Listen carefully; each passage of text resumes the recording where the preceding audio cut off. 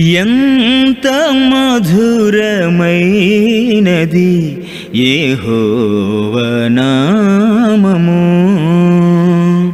మరొకసారి మనందరికి కూడి వచ్చినటువంటి వారందరికి కూడా ప్రభు రక్షకుడైన యేసుక్రీస్తు వారి నామములో వందనాలు తెలియజేస్తూ ఉన్నాం. సమూయేలు మొదటి గ్రంథాన్ని పరిశీలన చేశాం. ఎంతవరకు చూసామో ఒక్కసారి జ్ఞాపకం చేస్తే అక్కడి నుంచి మనం ముందుకు వెళ్ళిపోదాం. సమూయేలు గ్రంథం మనము గమనించినప్పుడు న్యాయాధిపతుల గ్రంథం యొక్క కంటిన్యూషన్ గా ఈ పుస్తకాన్ని మనం చూస్తాము. న్యాయాధిపతుల గ్రంథము ఎక్కడైతే చరిత్ర అనేటువంటిది ఆగిందో అక్కడి నుంచి ఇందులో చరిత్ర అనేటువంటిది ప్రారంభమవుతుంది. న్యాయాధిపతుల పుస్తకాన్ని మనం చూసినప్పుడు అందులో మనం చూసేది ఏమిటంటే, ఒకసారి చివరి అధ్యాయాన్ని మీరు జ్ఞాపకం చేసుకోండి. ఆ రోజుల్లో ఇజ్రాయేలీలకు రాజు లేడు అనేటువంటి విషయాన్ని పదే పదే ప్రస్తావిస్తూ ఉంటాడు.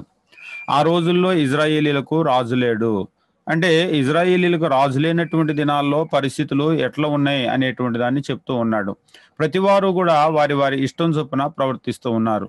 దాదాపుగా న్యాయాధిపతుల పరిపాలన చేసినటువంటి సంవత్సరాలను కనుక మీరు లెక్కించినట్లయితే ఒక 300 నుంచి 400 సంవత్సరాల వరకు న్యాయాధిపతుల ద్వారా ఇజ్రాయేలీలు పరిపాలన చేయబడినట్లుగా మనకు అర్థమవుతూ ఉంటుంది. అయితే ఈ న్యాయాధిపతుల గ్రంథము చివరిలో మనం సంసోన్ని గురించి చూస్తాము. తర్వాత వ్యక్తిగతంగా కొన్ని కుటుంబాలు ఎట్లా ఉన్నాయి, అక్కడ ఉన్నటువంటి పరిస్థితులు ఎట్లా ఉన్నాయి అనేటువంటిది మనకు తెలియజేయటం జరిగింది. ఇక తర్వాత మనము ముందుకు గనుక వెళ్ళినట్లయితే మొదటి సమూయేలు గ్రంథంలో మనం చూసినప్పుడు, మొదటి సమూయేలు గ్రంథంలో అదే న్యాయాధిపతుల పరిపాలన అనేటువంటిది కొనసాగుతూ ఉంది. కొనసాగుతూ 1వ అధ్యాయము ఒక కుటుంబాన్ని చూపిస్తూ ఉన్నాడు అనమాట. ఎల్కానా అనేటువంటి ఒక వ్యక్తి, అతని యొక్క భార్య హన్నా పెనిన్నా అనేటువంటి వారి యొక్క కుటుంబ నేపథ్యం అనేటువంటిది ఎట్లా ఉంది అనేటువంటిది గ్రంథంలో మనకు పరిచయం చేస్తూ ఉంటాడు. అయితే ఇక్కడ మనం చూసినప్పుడు ఒక వ్యక్తి యొక్క కుటుంబం ఎట్లా ఉంది అనేటువంటిది మనకు చూపిస్తూ, రెండో వైపేమో ఒక ప్రధాన యాజకుడైనటువంటి ఏలీ కుటుంబం ఎట్లా ఉంది అనేటువంటిది చూపిస్తూ ఉన్నాడు. వాస్తవంగా ఎల్కానా అనేటువంటి ఆ వ్యక్తికి, అంటే హన్నాకి ఇంకా బిడ్డ పుట్టలేదు, అంటే సమూయేలు ఇంకా పుట్టలేదు. వాళ్ళు ప్రతి సంవత్సరము దేవాలయానికి వచ్చి వెళ్తూ ఉన్నారంతే. కానీ ఏలీ కుటుంబాన్ని గనక మనం చూసినట్లయితే దేవుని దగ్గర పరిచర్య చేస్తూ ఉంటాడు. మొదటి సమూయేలు గ్రంథము 1వ అధ్యాయము మనం చూసినట్లయితే 1వ అధ్యాయము 1వ వచనం నుంచి మనం గమనించినప్పుడు 20వ వచనం వరకు చూసినప్పుడు సమూయేలు పుట్టుకను గురించి అక్కడ తెలియజేస్తూ ఉన్నాడు. దానికి మనం చూసినట్లయితే సమూయేలు పుట్టుక అంటే అక్కడ బైబిల్లో మనం చూసినప్పుడు చదువుకుందాం. సమూయేలు మొదటి గ్రంథము 1వ అధ్యాయము 1వ వచనం నుంచి చూసినప్పుడు దేవుని వాక్యము, ఎఫ్రాయిము మన్యమందు రామతాయిం సోఫీము పట్టణపు వాడు ఒకటి ఉండెను. ఇక్కడ ఒక లొకేషన్ చూపిస్తూ ఉన్నాడు. మీకు జ్ఞాపకం ఉంటుంది, న్యాయాధిపతుల గ్రంథంలో కూడా ఎఫ్రాయిము మన్యము ఎఫ్రాయిము మన్యము ఎఫ్రాయిం మన్యం అని పదే పదే వస్తూ ఉంటుంది చివరి అధ్యాయాల్లో. మరలా ఇక్కడ కూడా దేని గురించి మాట్లాడుతూ ఉన్నాడంటే, ఎఫ్రాయిము మన్యము. మన్యం అంటే హిల్ కంట్రీ అనమాట. ఎఫ్రాయిములో ఉన్నటువంటి కొండ ప్రదేశాల్లో ఉన్నటువంటి రామతాయిం సోఫీము అనేటువంటి ఒక పట్టణం ఉంది. ఆ పట్టణపు వాడు ఒకడు ఉన్నాడు. ఆయన గురించి, అతని పేరు ఎల్కానా. అతడు ఎఫ్రాయిమీడైన నుపుకు పుట్టిన తోహు కుమారుడైన ఎలీహునుకు జన్మమైన యెరోహాము కుమారుడు. అతనికి 2 భార్యలు ఉండిరి అని చెప్పేసి అంటూ ఉన్నాడు. ఎఫ్రాయిమీడు అంటే అది గోత్రం కాదు. కొందరు అనుకుంటారు, మరి ఈయన ఎఫ్రాయిము గోత్రం అయితే ఆయనకు పుట్టిన సమూయేలు యాజకుడు ఎట్లా అవుతాడండి అని కొందరు అడుగుతూ ఉంటారు. ఈయన ఎఫ్రాయిం అనేటువంటిది ఆయన గోత్రాన్ని గురించి మాట్లాడలేదు. ఎఫ్రాయిము మన్యంలో ఉన్నాడు. ఎఫ్రాయిము మన్యంలో ఉన్నాడు కాబట్టి ప్రాంతాన్ని బట్టి చెప్తున్నాడు ఎఫ్రాయిమీయుడు అని చెప్పేసి. అదే గోత్రాన్ని బట్టి గనక చూసినట్లయితే సమూయేలు అనేటువంటి ఈయన లేవి గోత్రం నుంచి వచ్చినటువంటి వాడే. అది ఇక కింది వచనాలు గనక వరుసగా మనం చదువుతూ వెళ్ళినట్లయితే, అక్కడ ఆయనకున్నటువంటి 2 భార్యలు హన్నా పెనిన్నా. పెనిన్నాకు పిల్లలు ఉండటము, హన్నాకు పిల్లలు లేకపోవటాన్ని బట్టి తన సవతి హన్నాను అక్కడ బాగా తన్ను మాటల ద్వారా ఇబ్బంది పెట్టటము, ఇవన్నీ కూడా మనం చూస్తూ ఉంటాం. అయితే ఇక్కడ మనం గమనించాల్సినటువంటి ముఖ్యమైన విషయం ఏమిటంటే, మనము 7వ వచనము, ఎల్కానా ఆమెకు ఏటేటా ఆ రీతిగా చేయుచునుండగా. ఏటేటా అంటే ఏం జరుగుతుంది? ఏటేటా 3వ వచనంలో అంటున్నాడు, ఇతడు షిలోహు నందున సైన్యములకు అధిపతియగు యెహోవాకు మొక్కుటకును బలి అర్పించుటకును ఏటేటా తన పట్టణమును విడిచి అక్కడికి పోవుచుండెను. న్యాయాధిపతుల కాలంలో దేవుణ్ణి మర్చిపోయినటువంటి జనాలను మనం చూస్తూ ఉంటాం. కానీ అదే న్యాయాధిపతుల కాలంలో ఆశ్చర్యం కలిగించేటువంటి మరొక విషయం ఏంటంటే, ఇక్కడ మనం గమనించినప్పుడు భక్తి కలిగినటువంటి కొన్ని కుటుంబాలు ఉన్నాయి. న్యాయాధిపతుల కాలంలోనే భక్తి గల కొన్ని కుటుంబాలు, అంటే అందరూ కాదు, కొన్ని కుటుంబాలు ఉన్నాయి. ఈ కుటుంబాలను దేవుడు ఎన్నడూ కూడా వదిలిపెట్టలేదు అనేటువంటిది మనం చూస్తూ ఉంటాం. దీనికి ఉదాహరణ ఏమిటి అంటే రూతు గ్రంథం కూడా మనం చూసినప్పుడు రూతు గ్రంథంలో బోయాజు దగ్గరకు వచ్చినప్పుడు ఆయన భక్తి కలిగినటువంటి వ్యక్తిగా మనం చూస్తూ ఉంటాం. అంతేకాదు ఆయన దేవుని నామాన్ని బట్టి వాళ్ళని దీవించటము, పని వాళ్ళు కూడా భక్తిగా ఉండటము, ఇవన్నీ కూడా మనం అక్కడ గమనిస్తూ ఉంటాం. అంతేకాదు భక్తి కలిగినటువంటి మరొక కుటుంబం మొదటి సమూయేలు గ్రంథము. ఈ మొదటి సమూయేలు గ్రంథంలో మనం చూసినప్పుడు భక్తి కలిగినటువంటి మరొక కుటుంబం ఎవరంటే ఎల్కానా యొక్క కుటుంబం. కొందరు అంటూ ఉంటారు, ఏమండి ఎల్కానాది భక్తి గల కుటుంబం అయితే ఇద్దరు భార్యలు ఎట్లా ఉన్నారు అని. బహుభార్యత్వం అనేటువంటిది తప్పు అనేటువంటిది మనకు పాత నిబంధన గ్రంథంలో చెప్పబడలేదు. ఉదాహరణకు దావీదు మహారాజు నా హృదయానుసారుడు అని చెప్పేసి అన్నాడు. ఆయన కూడా మనం చూసినప్పుడు బహుభార్యత్వం అనేటువంటిది ఉంటుంది. కాబట్టి దాన్ని బట్టి వాళ్ళు భక్తి కలిగిన వాళ్ళు, భక్తి లేని వాళ్ళు అనేటువంటిది మనం నిర్ణయించడానికి అనేటువంటిది అవ్వదు. ఎందుకంటే దేవుడు ఇది తప్పు అన్నప్పుడు తప్పు అవుతుంది, కానీ మనం దాన్ని దేవుడు చెప్పకుండా తప్పు ఒప్పులు నిర్ణయించలేం. ఇప్పుడు ఈ కుటుంబం యొక్క పరిస్థితి ఎట్లా ఉందంటే 3వ వచనము, ఇతడు షీలోహునందున్న, ఇక్కడ మళ్ళొకసారి మనం గమనించాలి. మొట్టమొదట దేవుని మందిరం అనేటువంటిది, అంటే మనము గుడారం అనేటువంటిది అరణ్యంలో చూసినప్పుడు, అరణ్యంలో వాళ్ళు వాళ్ళ ప్రయాణం ఎక్కడెక్కడికైతే వెళ్తూ ఉన్నారో అక్కడ వాళ్ళు గుడారం వేసినట్లుగా మనం చూస్తూ ఉంటాం. ఇక తర్వాత న్యాయాధిపతుల కాలంలో మనం చూసినప్పుడు వాళ్ళ గుడారం ఎక్కడ ఉంది అనేటువంటిది న్యాయాధిపతుల గ్రంథంలో మనకు ప్రత్యేకించి చెప్పబడదు. అయితే మొదటి సమూయేలు గ్రంథం వచ్చేటప్పటికి షీలోహునందున్న సైన్యములకు అధిపతియగు యెహోవాకు మొక్కుటకు, బలి అర్పించుటకు ఏటేటా తన పట్టణాన్ని విడిచి అక్కడికి పోవచ్చుండెను. అంటే దీన్ని బట్టి మనకి ఏమర్థం అవుతుందంటే ఈ షీలోహులో దేవుని మందిరం, అంటే మందిరము అంటే అది గుడారం అన్నమాట. మొట్టమొదట గుడారమే కదా వేశాడు. ఈ గుడారం అనేటువంటిది మొట్టమొదట షీలోహులో ఉండేది. ఇప్పుడు ప్రజలందరూ కూడా యెహోవా ఏర్పాటు చేసుకున్నటువంటి ఈ షీలోహుకు వస్తూ ఉండేవాళ్ళు. ఎఫ్రాయిము మన్యం నుంచి వీళ్ళు కూడా ఏం చేసేవాళ్ళంటే షీలోహుకు వెళ్ళేవాళ్ళు ప్రతి సంవత్సరం కూడా. మనము మీకు జ్ఞాపకం ఉంటుంది, లేవీకాండం కానీ ద్వితీయోపదేశకాండం కానీ ఇవి చదివేటప్పుడు వాళ్ళు ఎక్కడ ఉన్నా సరే దేశంలో దేవుడు ఏర్పాటు చేసుకున్నటువంటి ఆ ప్రదేశానికి ప్రతి సంవత్సరం కూడా రావాలి. వచ్చి ఏం చేయాలంటే దేవుడు వాళ్ళని ఎంతగా దీవించాడో ఆ అర్పణలు అనేటువంటివి దేవునికి అర్పించాలి. అక్కడే భోజనం చేయాలి, భోజనం చేసి కుటుంబం సంతోషించాలి, సంతోషించి వెళ్ళాలి. ఈ విషయాలన్నింటినీ కూడా తెలియజేస్తూ ఉంటాడు. కాబట్టి వీళ్ళు షీలోహుకు వెళ్తూ ఉండేవాళ్ళు, ప్రతి సంవత్సరం కూడా వెళ్తూ ఉండేవాళ్ళు. అయితే వచ్చి వెళ్ళేటప్పుడు ఏమైందంటే 4వ వచనం, ఎల్కానా తాను బలియార్పణ చేసినాడు తన భార్యకు పెనిన్నాకును దాని కుమార్తెలకును పాలు ఇచ్చుచూ వచ్చెను. అంటే ఆల్రెడీ పెనిన్నా అనేటువంటి భార్యకు సంతానం ఉన్నారు. ఆ సంతానానికి భార్యకు పాలు ఇస్తూ ఉన్నాడు. హన్నా తనకు ప్రియముగా ఉన్నందున ఆమెకు 2 పాలు ఇచ్చుచూ వచ్చెను. బిడ్డలు ఉన్నటువంటి దానికేమో 1 పాలు ఇచ్చి, బిడ్డలు లేనటువంటి దానికేమో 2 పాలు ఇస్తూ ఉన్నాడు. దాంతో మరి పెనిన్నా కూడా కొంత కష్టం కలుగుతుంది. అదేంటి, నేను నా బిడ్డలు ఇంతమంది ఉంటే మాకు ఇంత ఇచ్చి దానికి బిడ్డలు లేకపోతే అంత ఇవ్వటమని. ఈ కోపం అనేటువంటిది ఆమె ఎవరి మీద చూపించేదంటే 6వ వచనము, యెహోవా ఆమెకు సొంత లేకుండా చేసి ఉన్న హేతువును బట్టి ఆమె వైరియగు పెనిన్నా ఆమెను విసిగించుటకై ఆమెకు కోపం పుట్టించుతూ వచ్చెను. ఆమెను ఎట్లా విసిగించింది, ఎట్లా కోపం పుట్టించింది అనే విషయాలు అయితే మనకి ఇందులో రాయలేదు, కానీ ఆమె కోపం పుట్టించేది, చాలా విసిగించేది, అంటే చాలా బాధపరిచేది.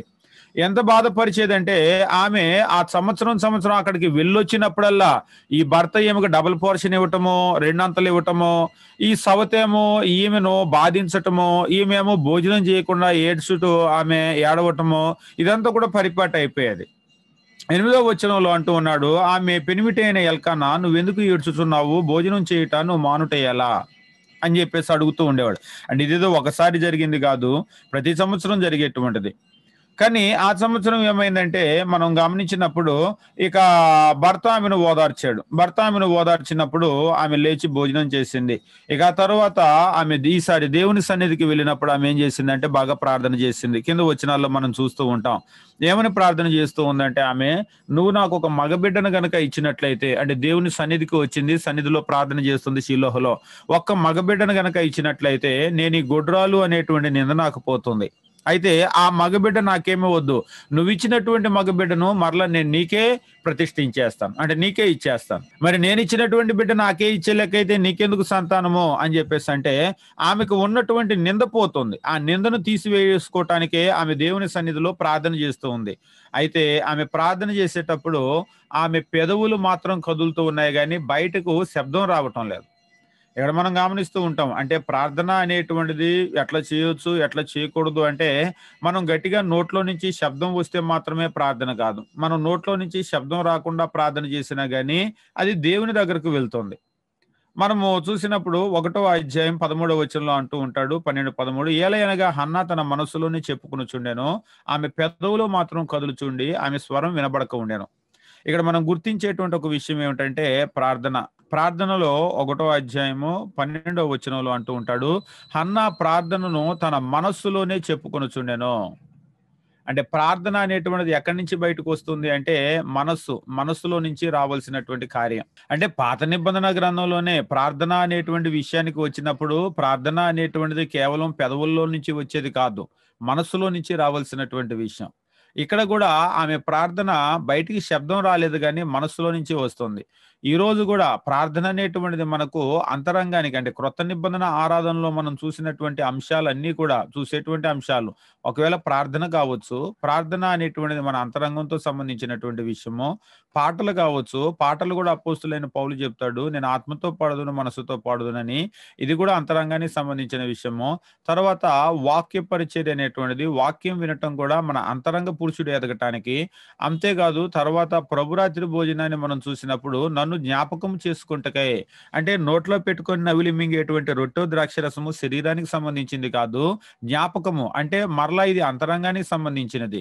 కానుకల గురించి కూడా చూసినప్పుడు మీ హృదయంలో నిశ్చయించుకున్న ప్రకారము అంటాడు. మరలా ఇట్స్ రిలేటెడ్ టు హార్ట్ అన్నమాట. అంటే ప్రతి విషయము అంటే క్రొత్త నిబంధనలో ఉన్నటువంటి ఆరాధన పాత నిబంధనలో కూడా వాస్తవంగా దేవుడు చెప్పినటువంటి ఆరాధన అది హార్ట్ రిలేటెడే. అంటే అది హృదయానికి సంబంధించినటువంటిదే. కానీ వీళ్ళేం చేశారంటే మనం అంటూ ఉంటాం కదా బాడీ ప్రెజెంట్ మైండ్ ఆబ్సెంట్ అని. శరీరాన్ని తీసుకొని వచ్చాము అక్కడ నించోబెట్టి ఆయనకి ఒక బలి అంటే జంతువుని అర్పించే వాళ్ళు ఈ హార్ట్ అనేటువంటిది మిస్ అయిపోయేది. అంటే మనసు, హృదయము, ఆత్మ లేదా అంతరంగం అని చెప్పేసి అంటాం కదా. ఈ అంతరంగం అనేటువంటిది మిస్ అయిపోయేది. అయితే దేవుడు దీన్ని ఖండిస్తూ ఉన్నాడు అనమాట.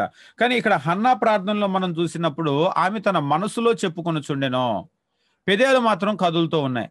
పెదాలు కదులుతూ ఉండేసరికి అక్కడికి వచ్చినటువంటి ప్రధాన యాజకుడు ఏలీ వచ్చి ఆమెను చూశాడు. ఏలీ వచ్చి పెదాలు అలాగా కదులుతూ ఉంటే ఆయన ఏమనుకున్నాడంటే ఒకవేళ ఈమె ఈ ఆడ మనిషి మందు గాని తాగేసి అంటే ద్రాక్షరసం మందు కొట్టేసి పెదాలు ఎండిపోవటం వల్ల పెదాలు అలాగా ఆమె కదిలిస్తుందేమో అని చెప్పేసి అనుకున్నాడు. అనుకొని ఆయన ఏం చేశాడంటే 14వ వచనము మనం చూసినప్పుడు 13, 14 ఆమె పెదవులు మాత్రం కదులుచుండి ఆమె స్వరం వినబడక ఉండెను గనుక ఏలి ఆమె మత్తురాలై ఉన్నదనుకుని ఎంతవరకు నీవు మత్తురాలవై ఉందువు, నీవు ద్రాక్షరసం నీ యొద్ద నుండి తీసివేయమని చెప్పగా వాస్తవంగా ఏలి పొరబడ్డాడు. ఆమెమో ప్రార్థన చేసుకుంటుంది. బాగా దుఃఖం కలిగి ఉంది లోపల. ఆ దుఃఖాన్ని బట్టి ప్రార్థన చేస్తుంది. అయితే గట్టి శబ్దాలు ఏమీ లేవు. లేకపోయేసరికి ఆమె ద్రాక్షరసం మందు తాగేసినేమో అనుకొని దేవుని సన్నిధిలో మందు తాగి ఇలాగ రావటం ఏంటి అని ఆయన గద్దించాడు. ద్రాక్షరసం నీ దగ్గర నుంచి తీసేయమని. 15వ వచనం హన్నా అది కాదు నా ఏలినవాడా, నేను మనోదుఃఖము గలదాన్నై ఉన్నాను. నేను ద్రాక్షరసమునైనా మద్యాన్నైనా పానము చేయలేదు గాని నా ఆత్మ యెహోవా సన్నిధిని కుమ్మరించుచున్నాను. ప్రార్థన ఏం చేస్తుంది ఈ ప్రార్థన ద్వారా అంటే నా ఆత్మను యెహోవా సన్నిధిలో కుమ్మరిస్తున్నాను.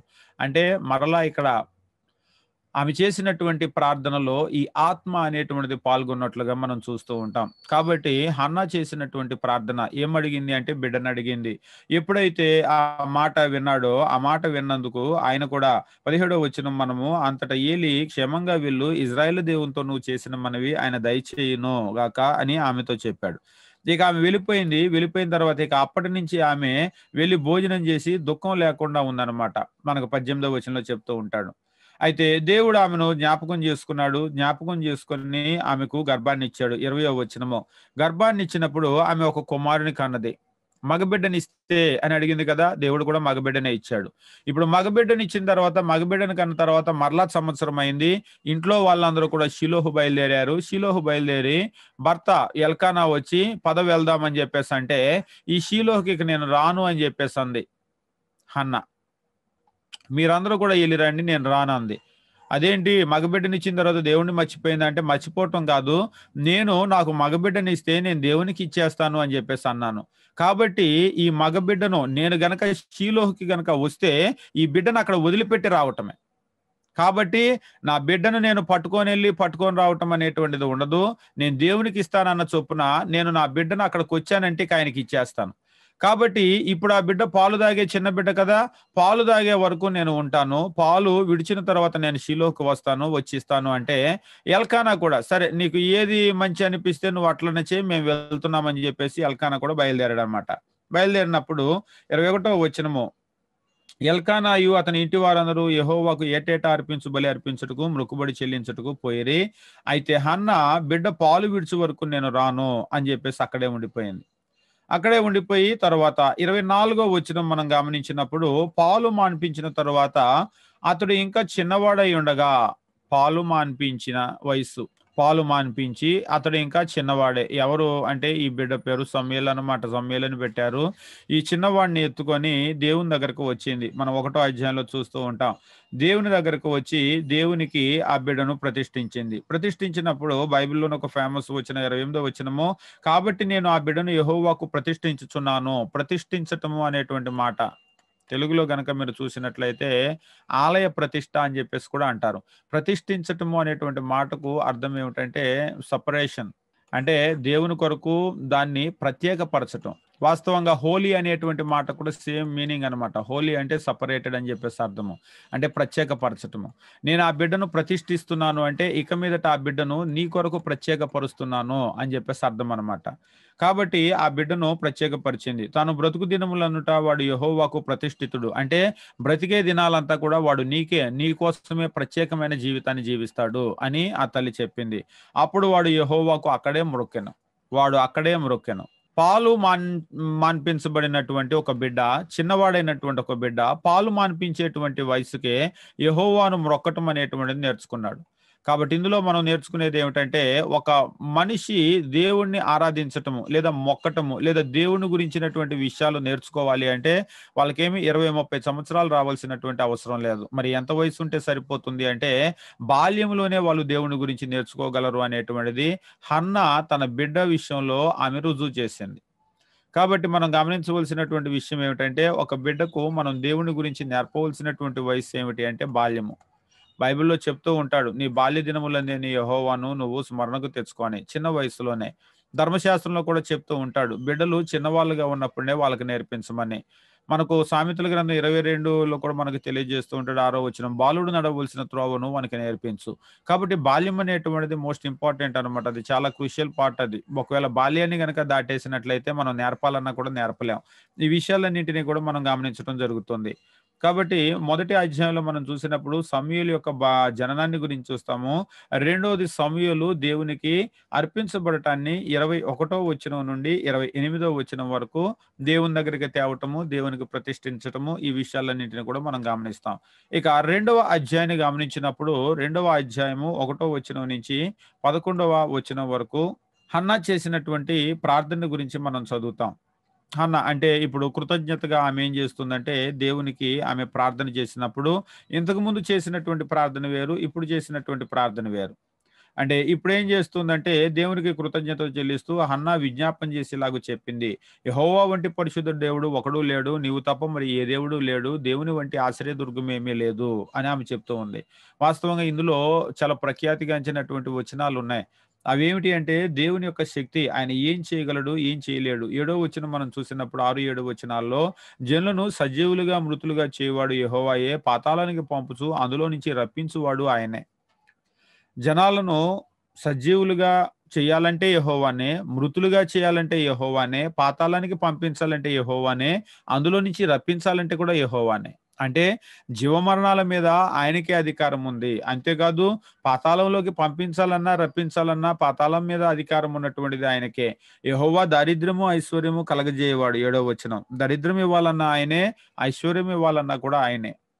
ఈ వచనాలన్నింటినీ కూడా మనం చదివేటప్పుడు అంటే వీటిని బట్టి మనకి ఏమర్థమవుతుందంటే హన్నా దేవుణ్ణి గురించి ఎంత బాగా నేర్చుకుంది. 2 దేవుని మీద ఎంత బాగా ఆధారపడింది.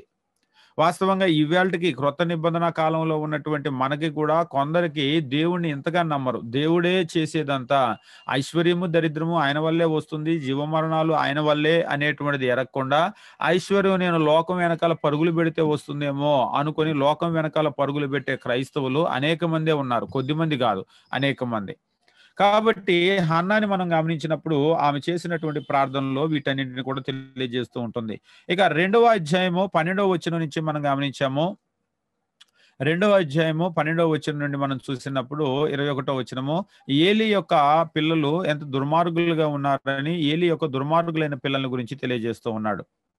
అంటే ఇక్కడ మనము గమనించవలసినటువంటి విషయం ఏమిటి అంటే, ఇక్కడ 2గా మీరు విభజించుకోండి. 2గా విభజించి ఒకవైపేమో ప్రధాన యాజకుడు ఏలి కుటుంబం, రెండో వైపేమో ఒక కామన్ మ్యాన్, సామాన్యుడు, లేదా ఎల్కానా యొక్క కుటుంబం. ఈ 2 కుటుంబాలను ఆయన చూపిస్తూ ఉంటాడు అనమాట, కాంట్రాస్ట్. ఇప్పుడు దాకా ఏం చేశాడంటే 1వ అధ్యాయం అంతా కూడా ఈ ఎల్కానా కుటుంబం ఎట్లుంది అనేది చూపించాడు. ఇప్పుడు ఈ ఏలి కుటుంబం ఎట్లా ఉంది అని చూపిస్తున్నాడు. ఈ ఎల్కానా కుటుంబంలో పుట్టినటువంటి ఒక బిడ్డ ఈయన ఎట్లా ఉన్నాడు అనేది చూపిస్తున్నాడు. రెండో వైపు ఏలి కుటుంబంలో పుట్టినటువంటి బిడ్డలు వీళ్ళు ఎట్లా ఉన్నారు అనేటువంటి చూపిస్తున్నాడు. ఇప్పుడు ఈ బిడ్డను పెంచినటువంటి పెంపకం గురించి చూపిస్తున్నాడు, అంటే తల్లి, వీళ్ళ పెంపకం ఎట్లుంది అనేటువంటి చూపిస్తూ ఉన్నాడు. తర్వాత వాళ్ళ జీవితం ఎట్లుంది అనేటువంటి చూపిస్తాడు, అంటే ఈ సమూయేలు యొక్క జీవితము లేదా ప్రవర్తన, వీళ్ళ జీవితం ఎట్లుంది అనేటువంటి దాన్ని చూపిస్తూ ఉంటాడు. అంటే మనం దేవుని విషయంలో గమనించేది అనమాట, లేదా దేవుని యొక్క పరిచర్య విషయంలో ఈ కుటుంబంలో పుట్టినటువంటి ఒక కామన్ మ్యాన్, సామాన్య కుటుంబంలో పుట్టినటువంటి వ్యక్తి ఆయన పరిచర్యలో ఎట్లా ఉన్నాడు అనేది చూపిస్తాడు. రెండవది ప్రధాన యాజకుడిగా ఉన్న ఏలి బిడ్డలు వాళ్ళు పరిచర్యలో ఎట్లా ఉన్నారు అనేది చూపిస్తాడు. చివరికి మనం చూసినట్లయితే దాని ప్రతిఫలం ఎట్లా ఉంది అనేటువంటిది కూడా చూపిస్తాడు అనమాట. ఇది ప్రారంభ అధ్యాయాల్లో మనం గమనించేటప్పుడు సామాన్య కుటుంబంలో పుట్టిన బిడ్డ, ప్రధాన యాజకుని బిడ్డ, ఈ పెంపకం ఎట్లుంది, ఈ పెంపకం ఎట్లుంది, బిడ్డల జీవితము ఎట్లా తయారైంది, పెంపకాన్ని బట్టే ఉంటుంది. ఈ బిడ్డ దేవుని పరిచర్యలో ఎట్లా ఉన్నాడు, వాళ్ళు పరిచర్య అంటే వాళ్ళకి ఎంత ఆసక్తి ఉంది, ఎలా నడుచుకున్నారు, చివరికి అల్టిమేట్ గా వాళ్ళ రిజల్ట్ ఏంటి అనేటువంటి చూస్తారు. రిజల్ట్ ఎప్పుడు కూడా దేని మీద, ముఖ్యంగా ఈ బాల్యం మీద ఆధారపడి ఉంటుంది. ఒకవేళ ఏలి కుటుంబము వాళ్ళ పిల్లల బాల్యాన్ని మనకైతే చెప్పలేదు, కానీ ఖచ్చితంగా మనకు అర్థమయ్యేది ఏంటంటే ఈ బిడ్డల బాల్యంలో ఖచ్చితంగా సరిగా పెంచుండ్రు. ఎందుకంటే బాలుడు నడవలసిన త్రోవను వానికి నేర్పం. బాల్యం గనక సరిగా పెంచుంటే ఈ దుస్థితి వచ్చేది కాదు. అసలు బైబిల్లో ఏలి భార్య ఎవరు అనేటువంటి చెప్పలేదు ఎక్కడ కూడా. అంటే ఆ తల్లి, ఈ బిడ్డల తల్లి ఎవరు అనేటువంటి ఆ మహాతల్లిని గురించి చెప్పలేదు. ఎందుకంటే ఈ బిడ్డలకి గతి రావడానికి ఒక రకంగా ఏమే కారణం అయ్యి ఉండవచ్చు, అవ్వాలి కూడా. ఎందుకంటే మనకు చెప్తూ ఉంటాడు సామెతల్లో, జ్ఞానం కలిగినటువంటి ఒక స్త్రీని గురించి మాట్లాడుతూ జ్ఞానవంతురాలు తన ఇల్లు కట్టును అంటాడు. ఇల్లు కట్టడం అంటే బిల్డింగ్లు కట్టడం కాదు, ఈమె వల్లే ఈ ఇల్లు అంతా కూడా పడిపోయింది. భర్త ఏలి ఒక రకంగా మనం చూసినప్పుడు ఆయనలో భక్తి కనబడుతుంది, ఆయన పిల్లల్ని గద్దించాడు, నీ సంతానం దేవుడు భూమి మీద లేకుండా చేస్తాడన్నప్పుడు కూడా ఏలి ఒకటే చెప్పాడు, చెప్పింది సెలవిచ్చింది యెహోవా, ఆయన ఏమి చేయాలనుకుంటాడో అది నెరవేరును గాక అని చెప్పేసి అంటాడు. నీ బిడ్డలు చేస్తారన్నా సరే. కాబట్టి ఈయన విషయంలో బాగానే ఉంది, కానీ ఏమైందంటే బిడ్డల విషయంలో ఫెయిల్యూర్. ఈ రోజు మనకి కూడా భార్య అంటే బిడ్డల యొక్క తల్లి చాలా ప్రాముఖ్యమైనటువంటి పాత్ర పోషిస్తూ ఉంటుంది. ఇక్కడ ప్రాముఖ్యమైనటువంటి పాత్ర అంటే హన్నా భక్తిపరురాలు అనేటువంటిది ఆమె చేసిన ప్రార్థనలోనే మనకు అర్థమైపోతూ ఉంటుంది, ఆమె దేవుని మీద ఎంత ఆధారపడింది అనేటువంటిది. బిడ్డను తీసుకొని వచ్చినప్పుడు బిడ్డ మ్రొక్కినప్పుడే అర్థమవుతుంది ఆమె బిడ్డను ఎట్లా పెంచింది అనేటువంటిది. కాబట్టి ఈ రెండింటిని కూడా మనం గమనించవలసినటువంటి అవసరం ఉంది. ఇక 2వ అధ్యాయం మనం గమనించినప్పుడు 12వ వచనం నుంచి గనక చూసినట్లయితే 12వ వచనం నుంచి 21వ వచనం వరకు ఏలి యొక్క కుమారుల పరిస్థితి ఎట్లా ఉంది అనేటువంటిది తెలియజేస్తూ ఉంటాడు. 12వ వచనం, ఏలి కుమారులు యెహోవాను ఎరుగని వారే మిక్కిలి దుర్మార్గులైరి. ఈ పదం చదువుతుంటేనే చాలా అది ఆశ్చర్యాన్ని కలిగిస్తూ ఉంటుంది, రెండో వైపేమో భయమేస్తూ ఉంటుంది. ఏలి కుమారులు యెహోవాను ఎరగని వారు. సాక్షాత్తు ప్రధాన యాజకుని కొడుకులు యెహోవాను ఎరగరు. ఎట్లుందో చూడండి. దేవుని ఎరగని దేవుని బిడ్డలు వీళ్ళెవరు అంటే దేవుని బిడ్డలు కానీ వీళ్ళకి దేవుడు తెలియదు. మీరు హెబ్రీ పత్రికలో చూసినప్పుడు అదే అంటాడు, పాత నిబంధనలో క్రొత్త నిబంధనలో ఉన్న వ్యత్యాసం ఏంటంటే, పాత నిబంధనలో ఇజ్రాయేలీలకు పుడితే చాలు దేవుని బిడ్డ అయిపోతాడు, వాడు దేవుని తెలుసుకోవాల్సిన అవసరం ఏమీ లేదు. కానీ క్రొత్త నిబంధనలో ఏమవుతుందంటే ఒక మనిషి వాక్యాన్ని విని విశ్వసించి మారు మనసు పొంది యేసు దేవుని కుమారుడని నమ్మి బాప్తిసం ద్వారా లోపలికి వస్తాడు. అంటే ఒక వ్యక్తి దేవుని బిడ్డ అవ్వాలంటేనే, బాప్తిసం పొంది క్రొత్తగా జన్మించాలంటేనే దేవుణ్ణి ఖచ్చితంగా ఎరగాలి. 100%. నాకు దేవుడు తెలియదు అనేటువంటి సమస్య ఇక్కడ ఉండదు. కాబట్టి పాత నిబంధన ఓల్డ్ టెస్టమెంట్ లో దేవుని బిడ్డలు, కానీ వాళ్ళకి దేవుడు తెలియదు. అదే న్యూ టెస్టమెంట్ కనుక చూసినట్లయితే దేవుణ్ణి ఎరగనటువంటి వాళ్ళు ఎవరు కూడా ఇక్కడ ఉండరు. ఇది శ్రేష్టమైనటువంటి నిబంధన. మనకు న్యాయాధిపతులు 2వ అధ్యాయం చదివేటప్పుడు కూడా ప్రధానమైన సమస్య ఏమిటి అంటే వాళ్ళు యెహోవాను ఎరగనటువంటి తరం ఒకటి పుట్టింది అని చెప్పేసి అంటాడు. అంటే సామాన్య ప్రజలు మాత్రమే కాదు, సాక్షాత్తు ప్రధాన యాజకుని కుమారులు కూడా ఎట్లున్నారంటే యెహోవాను ఎరగనటువంటి వాళ్ళు. ఏలీ కుమారులు యెహోవాను ఎరగని వారై మిక్కిలి దుర్మార్గులైరి. యెహోవాను ఎరగకపోతే ఏమవుతుంది అనేటువంటి దాని గురించి చెప్తున్నాడు. ఎప్పుడైతే ఒక బిడ్డ దేవుణ్ణి ఎరగడో, దేవుణ్ణి ఎరగనటువంటి బిడ్డ ఏమవుతాడంటే, మీరు ఇంగ్లీష్ చదివించండి, కాన్వెంట్ చదివించండి, ఐఏఎస్ ఐపీఎస్ పెద్ద ఆఫీసర్ అవ్వచ్చు, కానీ వాళ్ళు దుర్మార్గులుగా ఉంటారు. దుర్మార్గులు. నా బిడ్డ ప్రయోజకుడు అవ్వాలి అంటే వాళ్ళంతా కూడా దేని మీద దృష్టి పెడుతున్నారంటే చదువుల మీదో, ఉద్యోగాల మీదో, సంపద మీదో. కానీ దేవుణ్ణి ఎరగనటువంటి వాళ్ళు ఏమవుతారంటే వాళ్ళు యెహోవాను ఎరగని వారే మిక్కిలి దుర్మార్గులు అయ్యారు. కాబట్టి యెహోవాను ఎరగకపోతే దుర్మార్గులు అనేటువంటి మాటకు మీరు గనక చూసినట్లయితే వాళ్ళు భక్తిహీనతను ప్రదర్శిస్తారు. తల్లిదండ్రులను కూడా చూసేవాళ్ళుగా ఉండరు.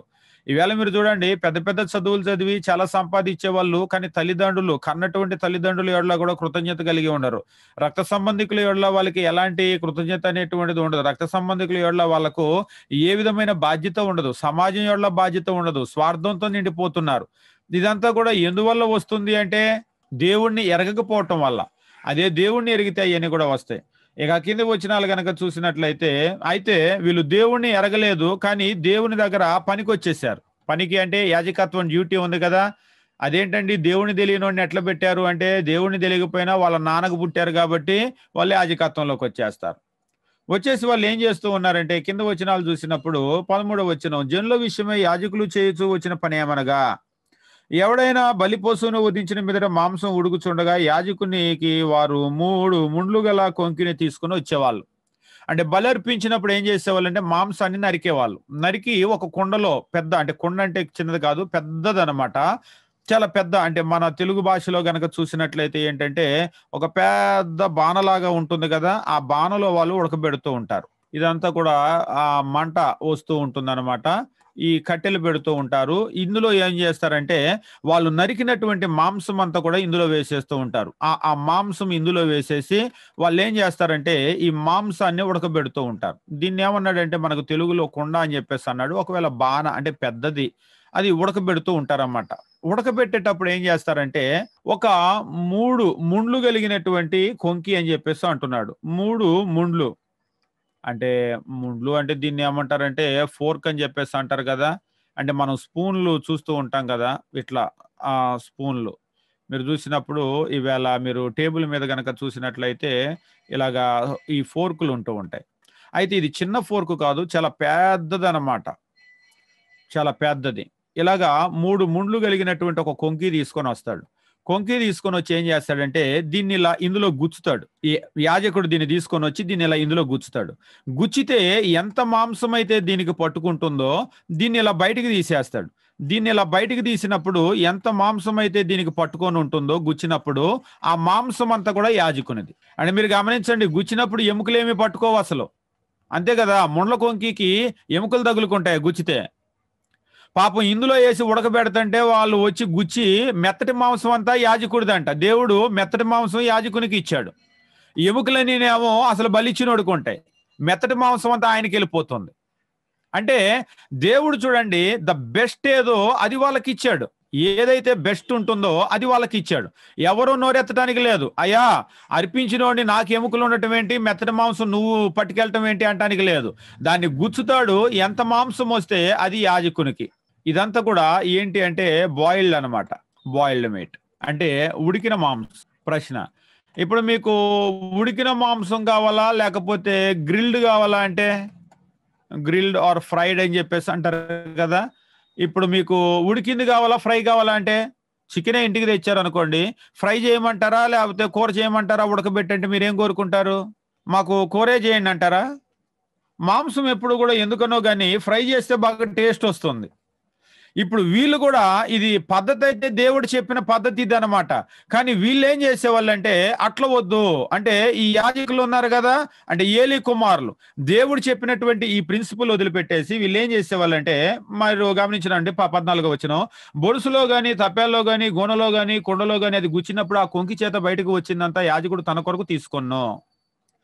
15వ వచనం, ఇదిగాక వారు క్రొవ్వును దహింపక మునుపు యాజకుని పనివాడు వచ్చి, వీళ్ళేం చేసేవాళ్ళంటే పనోడిని పంపించేవాళ్ళు యాజకులు. అంటే ఏలి కుమారులు పనోడిని పంపించేవాళ్ళు.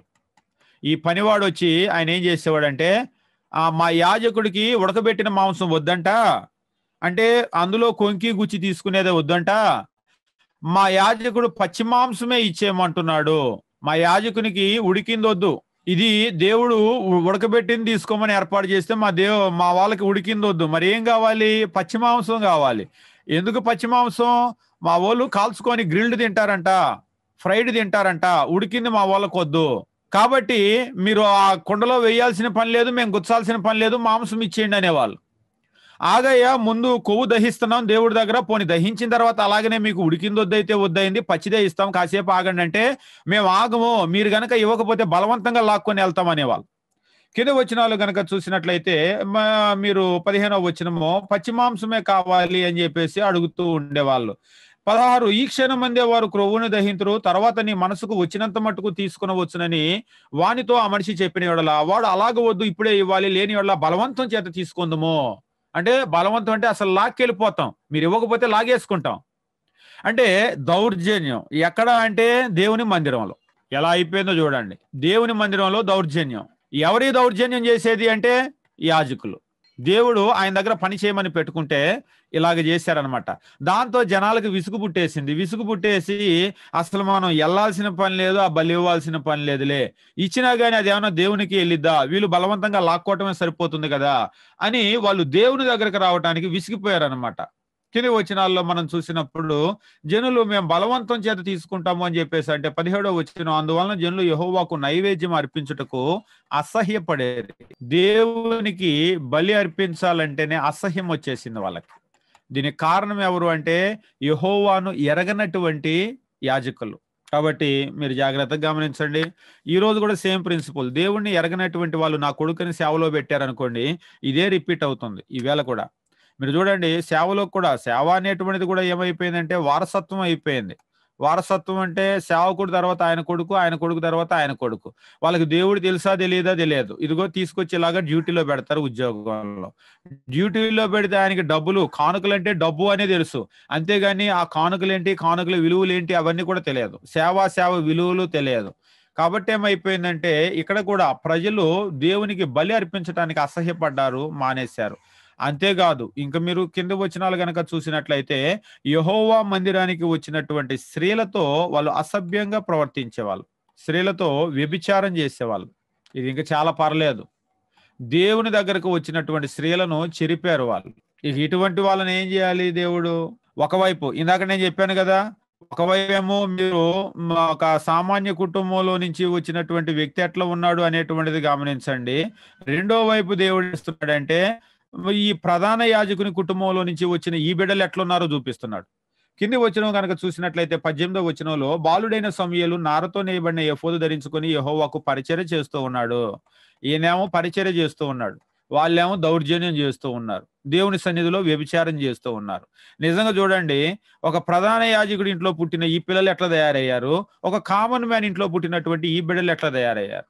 ఈ రోజు కూడా మనం ఒకవేళ ఒక సామాన్యుడిగా ఉండొచ్చు, కానీ మన బిడ్డల్ని కనుక మనం బాగా పెంచినట్లయితే ఆ బిడ్డల్నే దేవుడు వాడుకుంటాడు తన పరిచర్యలో. ఒకవేళ దేవుని దగ్గర పనిచేసేవాడిగా ఉండొచ్చు, కానీ వీళ్ళు గనక బిడ్డల్ని సరిగా పెంచకపోతే భవిష్యత్తులో దేవుడు ఆ బిడ్డల్ని తన దగ్గరికి రానివ్వడు. ఆ తర్వాత మనం చూస్తూ ఉంటాం. 2వ అధ్యాయం మనం గమనించినప్పుడు ఈ విషయాలన్నీ కూడా చూస్తాం. ఇక దాంతో దేవుడు వారి విషయంలో విసిగిపోయాడు. వారి విషయంలో విసిగిపోయి మనం గమనించినట్లయితే దేవుడు ఒక ప్రవక్తను పంపించాడు అనమాట, దైవజనుడిని. ఒక ప్రవక్తను పంపించి 2వ అధ్యాయం మనం గమనించేటప్పుడు 2వ అధ్యాయము 22-26 వచనాల్లో ఏలీ తన కుమారులను గద్దించినటువంటి విషయాన్ని చూస్తాం. ఏలీ దగ్గరకు వచ్చింది కేసు, నీ కొడుకులు ఇలాగ చేస్తున్నారు, బలర్పించేటప్పుడు ఆడవాళ్ళని కూడా పాడు చేశారు అంటే ఏలీ ఆయన కుమారులను పిలిపించి ఆయన చాలా మెత్తగా గద్దిస్తూ ఉంటాడు అనమాట, చాలా మెత్తగా.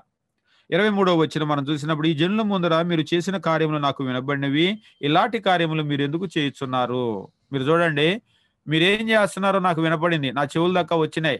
అంటే వాళ్ళు బలవంతంగా లాక్కోవటం, మాంసం లాక్కోవటం కానీ, స్త్రీలతో సేనించటం కానీ. 22వ వచనంలో మీరు చూసినప్పుడు, వారు ప్రత్యక్ష గుడారం యొక్క ద్వారం దగ్గరకు సేవ చేయడానికి వచ్చిన స్త్రీలతో సేనించుట అనే మాట పడగా వారిని పిలిచాడు. లేదు, మీరు చేసింది చాలా తప్పు. 24లో అంటున్నాడు, నా కుమారులారా ఇలా చెయ్యొద్దు, నా కుమారులారా ఇలా చెయ్యొద్దు, నాకు వినబడింది మంచిది కాదు. యెహోవా జనులను మీరు అతిక్రమింప చేయుచున్నారు, నా కుమారులారా ఇలా చెయ్యొద్దు అని చెప్పేసి అంటున్నాడు. ప్రశ్న, వాస్తవంగా దేవుని ఆజ్ఞను మీరిపోయారు. మీరు గమనించండి, విశ్రాంతి దినంలో కట్టెలేరుకోవటానికి వెళ్తేనే వాడిని ఏం చేయమన్నాడు? కట్టెలేరిన వాడిని ఒకసారి సంఖ్యాకాండంలో మనం చూసాం, తీసుకొని వెళ్ళి దేవుని దగ్గర నిలబెట్టారు. అయ్యా, వీడు విశ్రాంతి దినంలో కట్టెలేరాడు, ఏం చేయాలంటే రాళ్లతో కొట్టి చంపేసేయండి వాళ్ళని, రాళ్లతో కొట్టి చంపండి వాడిని, పాలెం బయటికి తీసుకుని వెళ్ళి, వాడు ఉండటానికి లేదు. ఇప్పుడు దేవుని మందిరంలో దౌర్జన్యం చేసినటువంటి వ్యక్తి, దేవుని మందిరంలో 2 వ్యభిచారం చేసినటువంటి వ్యక్తి, వీడిని ఏం చేయాలి? వాస్తవంగా ప్రజల్లో ఉన్నటువంటి లీడర్ ఎవరు అంటే ప్రధాన యాజకుడు. ఈయనకు మించినటువంటి లీడర్ లేడు, హై ప్రీస్ట్ అనమాట. బాధ్యత ఎవరిది అంటే ఈ హై ప్రీస్ట్దే. దేవుని మందిరంలో ఇలాగ చేశారు అంటే ఆయన కొడుకులైనా సరే ఆయన కుమారుల్ని బయటికి లాగి ఈడ్చి రాళ్లతో కట్టి చంపేయాలి. కానీ ఆయన ఏమంటున్నాడు? నా కుమారులారా నాకు వినబడింది మంచిది కాదు, మెత్తగా గద్దిస్తూ ఉన్నాడు. వాస్తవంగా ఈయన ఈ కుమారులను గనక బయటికి లాగేసి, నా కొడుకులు ఇలాగ చేశారు, నాకు వినబడింది కాబట్టి వాళ్ళని పట్టుకొని రండి అని వీళ్ళని గనక బయటికి ఈడ్చేసి కుమారులను రాళ్లతో కొట్టి గనక చంపేసినట్లయితే ఏలీ వంశం మిగిలేది. అంటే ఈ కొడుకులు తెచ్చినా గానీ మిగిలిన వంశం అంతా కూడా ఉండేది. ఈయన అలాగ చేయకపోవటాన్ని బట్టి ఏమైందంటే తర్వాత వచనాలు చెప్తూ ఉంటాడు. మీరు చూసినట్లయితే 25, నరునికి నరుడు తప్పు చేసిన యెడల దేవుడు విమర్శ చేయను, కానీ యెహోవా విషయంలో పాపం చేస్తే వాని కొరకు ఎవడు విజ్ఞాపన చేస్తాడు? ఇప్పుడు మనిషికి మధ్యలో సమస్య వచ్చింది, మనిషికి మధ్య సమస్య వస్తే మీడియేటర్గా దేవుడు ఉంటాడు, అంతే కదా? కానీ మనిషికి దేవునికి మధ్యలో సమస్య వచ్చింది, ఇంకా మీడియేటర్ ఎవరున్నారు? ఇంకా నో మీడియేటర్ అన్నమాట. కాబట్టి చెప్తూ ఉన్నాడు, నరునికి మధ్య గనక ఒకవేళ సమస్య వచ్చినట్లయితే దేవుడు విమర్శ చేస్తాడు, కానీ మీరు యెహోవా విషయంలోనే చేస్తున్నారు కాబట్టి ఇక మధ్యలో మీకు ఎవరు మీడియేటర్ కూడా లేరు, ఇలా చెయ్యొద్దు అని చెప్పేసి అంటూ ఉన్నాడు. అయితే 27వ వచనం, అంతటా దైవజనుడు ఒకడు ఏలీ యొద్దకు వచ్చి యెహోవాను గూర్చి సెలవిచ్చినదేమనగా, నీ పితరుని ఇంటి వారు ఐగుప్తు దేశమందు ఫారో ఇంటిలో ఉండగా నేను వారికి ప్రత్యక్షమయ్యాను. నా ముందర ఏఫోదు ధరించి నా బలిపీఠం మీద అర్పణమును ధూపమును అర్పించడానికే నాకు యాజకుడు ఉన్నట్లు ఇజ్రాయేలు గోత్రంలో నుంచి నేను అతన్ని ఏర్పరచుకున్నాను. ఇజ్రాయేలీలు అర్పించిన హోమ వస్తువులన్నిటినీ కూడా నీ పితరుని ఇంటి వారికి నేను ఇచ్చాను. నా నివాస స్థలమును నేను నిర్ణయించిన బలి నైవేద్యములను మీరు ఎలా తృణీకరించుచున్నారు? మిమ్మును క్రొవ్వబెట్టుకున్నటకై నా జనులకు ఇజ్రాయేలీలు చేయు నైవేద్యంలో శ్రేష్ఠ భాగములు పట్టుకొనుచు నాకంటే నీ కుమారులను నువ్వు గొప్ప చేయుచున్నావు. ఏలీతో వచ్చి దైవజనుడు చెప్తూ ఉన్నాడు, ఎక్కడో ఐగుప్తులో ఉంటే తీసుకొచ్చాను, నా మందిరంలో పనిచేసే పని నీకు అప్పగించాను, ఇజ్రాయేలీలు నాకు ఇచ్చేటువంటి కానుకలు అర్పణలన్నీ కూడా నీకు ఇచ్చాను తినమని. నిజంగా చూడండి, ఒక యాజకుడు అంటే యాజకుని భోజనం ఎట్లుంటుందో తెలుసా? యాజకుని అనుదిన ఆహారం గనక మీరు చూసినట్లయితే డైలీ అతనికి ఏముంటుంది అంటే డైలీ మాంసమే. అంటే మన భాషలో చెప్పాలంటే నాన్ వెజ్ అన్నమాట. డైలీ మాంసమే అంటే అర్పించడానికి వచ్చిన వాళ్ళని కొంకి అందులో గుచ్చుతాడు కదా, డైలీ మాంసము, అది కూడా శ్రేష్టమైనటువంటి మాంసం, మెత్తటి మాంసం. రోజు మాంసం తింటే ఎట్లుంటారు వాళ్ళు? ఏలీ కూడా బాగా స్థూలకాయుడు అని చెప్పేసి అంటాడు. స్థూలకాయుడు అంటే చాలా ఫ్యాట్ గా ఉండేటువంటి మనిషి అన్నమాట. అంటే వాస్తవంగా దేవుని పని చేసే వాళ్ళు ఇవాళ కూడా మీరు చూసినప్పుడు పాస్టర్లు అంటేనే పెద్ద పెద్ద పొట్టలు ఉంటాయి. కారణం ఏంటి? రోజు అక్కడ మీటింగు, ఇక్కడ మీటింగ్ వెళ్తే బాగా వండి పెట్టటమే కదా! ఆ రోజు ఉన్నటువంటి యాజకత్వంలో వాళ్ళకి ఎంత మంచి భోజనం ఇచ్చాడో, ఈ రోజు కూడా మనకి ఇంతే మంచి భోజనం ఇస్తున్నాడు. అందుకే సేవ అంటేనే బాగా పెద్ద పెద్ద పొట్టలుంటాయి. కొందరు అడుగుతారు, "పొట్టే లేదు మీరేం పాస్టర్ అండి" అంటారు. అంటే పాస్టర్ అంటేనే పొట్టుండాలి. ఎందుకు పొట్టుండాలి? చాలా మంది చెప్తూ ఉంటారు. అంటే సేవలోకొచ్చినప్పుడు నేను సన్నగానే ఉన్నాను గానీ, ఈ సేవలోకొచ్చిన తర్వాత ఇలాగ పొట్టొచ్చేసిందండి అంటారు. కారణం ఏంటంటే ఇంటికెళ్ళగానే టీ తాగండి, కాఫీ తాగండి, లేకపోతే టిఫిన్ పెడతారు, భోజనం పెడతారు. ఒకవేళ మీటింగ్ అన్నారనుకోండి, ప్రార్థన అంటే కూరగాయల భోజనం పెట్టనే పెట్టరు. మంచి భోజనం పెడతారు. అంటే నాన్ వెజ్ పెడతారు. నాన్ వెజ్‌లో కూడా మంచిదంతా సేవకుడికి వండి పెడతారు. ఇక్కడ ఈయనేం చేశాడంటే దేవుడిచ్చినటువంటి ఆహారాన్ని అంటే దేవుడిచ్చినటువంటి భోజనం అంతా కూడా ఆయన తిని ఏ భోజనం ద్వారా ఆయన బ్రతుకుతున్నాడో ఆ దేవుడిని గొప్ప చేయకుండా ఆయన తన కుమారులను గొప్ప చేశాడు. ఇది దేవునికి నచ్చలేదు. ఒకవైపు కుమారులు, ఒకవైపు దేవుడు ఉన్నాడు. వీళ్ళిద్దరిలో నువ్వు ఎవరు కావాలి అంటే దేవుడినే కోరుకోవాలి. ఎందుకంటే ఈ దేవుడి వల్లనే అసలు నువ్వు బ్రతికేది. నువ్వివాళ అసలు 4 మనం అంటూ ఉంటాం కదా! మనం నోట్లో భోజనం పెట్టుకుంటున్నామంటే ఈ దేవుడి వల్లే. ఈవేళ కానుక వల్ల బ్రతికేటువంటి ప్రతి ఒక్కళ్ళు గుర్తు చేసుకోవాల్సిందేంటంటే, ఈ రోజు దేవుడి వల్ల మనం బ్రతుకుతున్నాం. ఆ రోజు ఇశ్రాయేలీయులు తెచ్చిన అర్పణల వల్ల ఎలాగైతే వీళ్ళు తిన్నారో, ఈ రోజు వాళ్ళు తెచ్చినటువంటి కానుకల వల్ల మనం బ్రతుకుతున్నాం. కాబట్టి మనకు మన కుమారుల దేవుడా అంటే దేవుడే. ఇక్కడ అదే అంటూ ఉన్నాడు. నువ్వు నీ కుమారులను గొప్ప చేయుచున్నావు. 30వ వచనం. నీ ఇంటివారు, నీ పితరుని ఇంటివారు నా సన్నిధిని యాజకత్వం జరిగించదని యెహోవా ఆజ్ఞ ఇచ్చి ఉన్నాను. ఇప్పుడు అది నా మనసుకు కేవలం ప్రతికూలమైంది. నో, ఇక మీదట నేను మిమ్మల్ని నా దగ్గర పనికి పెట్టుకోను. అది నాకు కేవలం ప్రతికూలమైంది. అంటే నేను ఉద్యోగంలోంచి మిమ్మల్ని తీసేస్తూ ఉన్నాను అని చెప్పేసి అంటూ ఉన్నాడు. అంతేకాదు ఆయన చెప్తూ ఉన్నాడు, నన్ను గనపరిచే వాళ్ళని గనపరుస్తాను, తృణీకరిస్తే తృణీకరిస్తాను. కాబట్టి 31వ వచనము, ఆలకించు, రాగల దినాల్లో నీ బలము, నీ పితరుని ఇంటి బలము నేను తక్కువ చేస్తాను. నీ ఇంట్లో ముసలివాడు ఒకడు ఉండడు. ముసలోడు ఉండడు అంటే అంత పడుసోళ్ళు ఉంటారని కాదు. ముసలోడు ఒకడు ఉండడంటే ముసలితనం వచ్చేదాకా బతకరు. వాళ్ళంతా కూడా యవ్వనంలోనే చచ్చిపోతారు. అంటే అది పెద్ద శాపం. నీ ఇంట ఒకడు కూడా ముసలివాడు ఉండడు అని చెప్పేసి అంటూ ఉన్నాడు. దీనికి కలిగినటువంటి కారణం ఏమిటి అంటే ఏలి యొక్క సంతానం ఆ భూమి మీద వాళ్ళ వంశమే లేకుండా చేసుకున్నారు. కాబట్టి జాగ్రత్త. దేవుని దగ్గరకు వస్తే ఒకటి ఆశీర్వాదము ఉంటుంది. దేవుని దగ్గరకు వస్తే శాపం కూడా ఉంటుంది. ఎవరికి ఆశీర్వాదం, ఎవరికి శాపము అంటే మనం ఏదైనా తెచ్చుకోవచ్చు. వాస్తవంగా మనము మొట్టమొదటి ప్రధాన యాజకుడు అహరోను సంతానం విషయంలో కూడా చూస్తాము. ఆశీర్వాదం తెచ్చుకోవచ్చు, శాపం తెచ్చుకోవచ్చు. మరలా సేమ్ అదే రిపీట్ అయింది. ఏలి కూడా ఏం చేశాడంటే ఆయన సంతానం శాపాన్ని తెచ్చుకున్నారు. ఈ శాపం తరతరాలకి వచ్చేటువంటి శాపం అన్నమాట.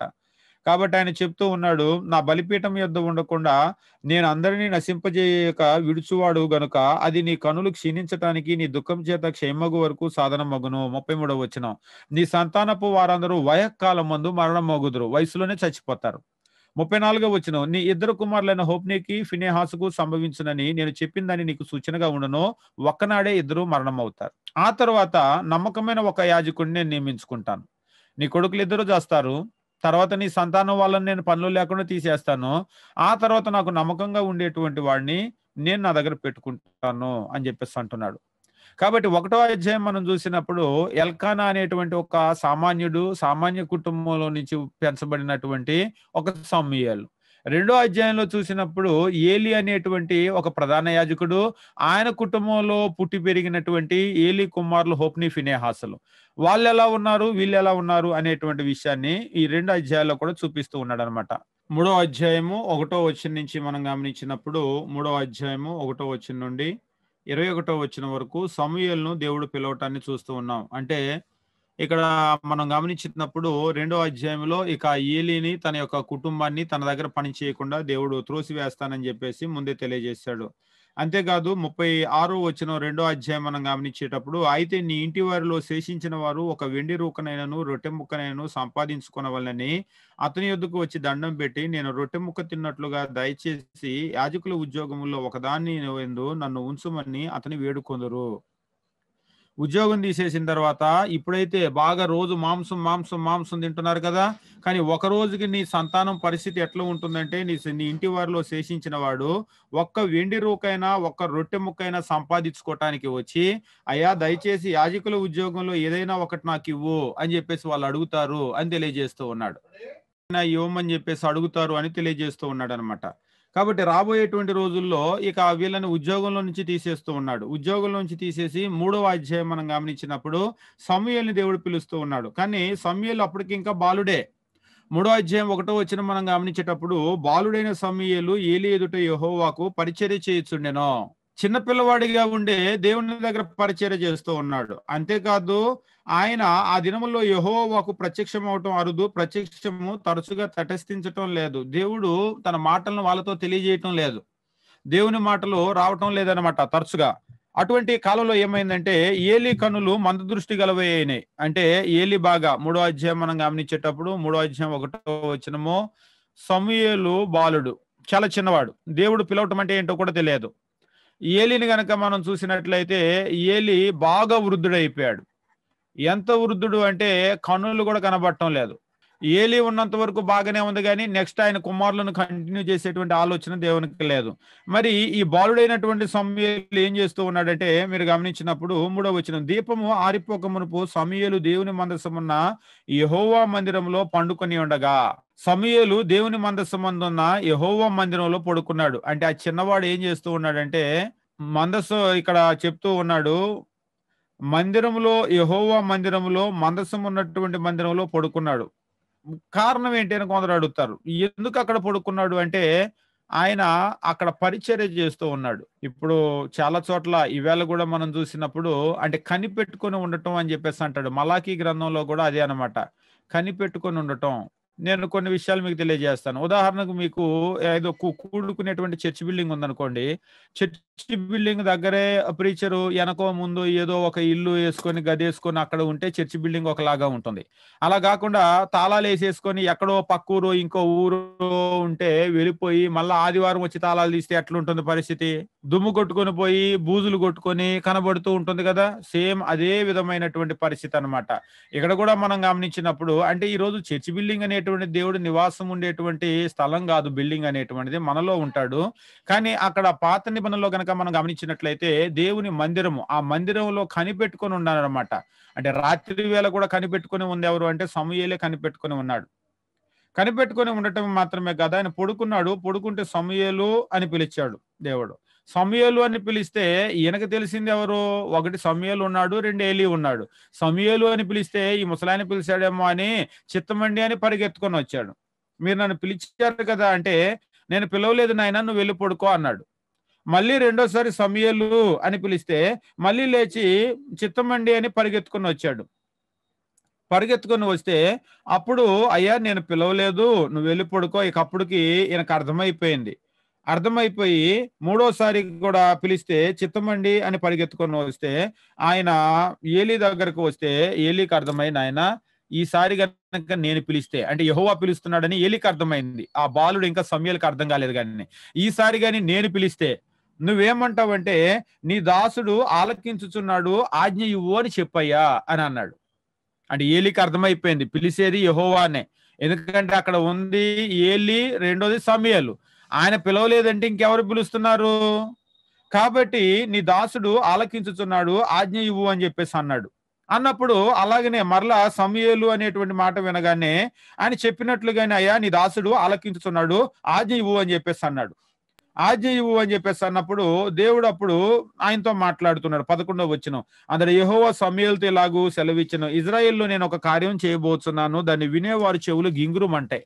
రాబోయే దినాల్లో నేను ఒక కార్యం చేయబోతున్నాను, దాన్ని నేనే మొదలు పెడతాను, నేనే ముగిస్తాను. తన కుమారులు తమను తాము శాపగ్రస్తులుగా చేసుకున్నారని తాను ఎరిగి ఏలీ వాళ్ళను అడ్డగించలేదు.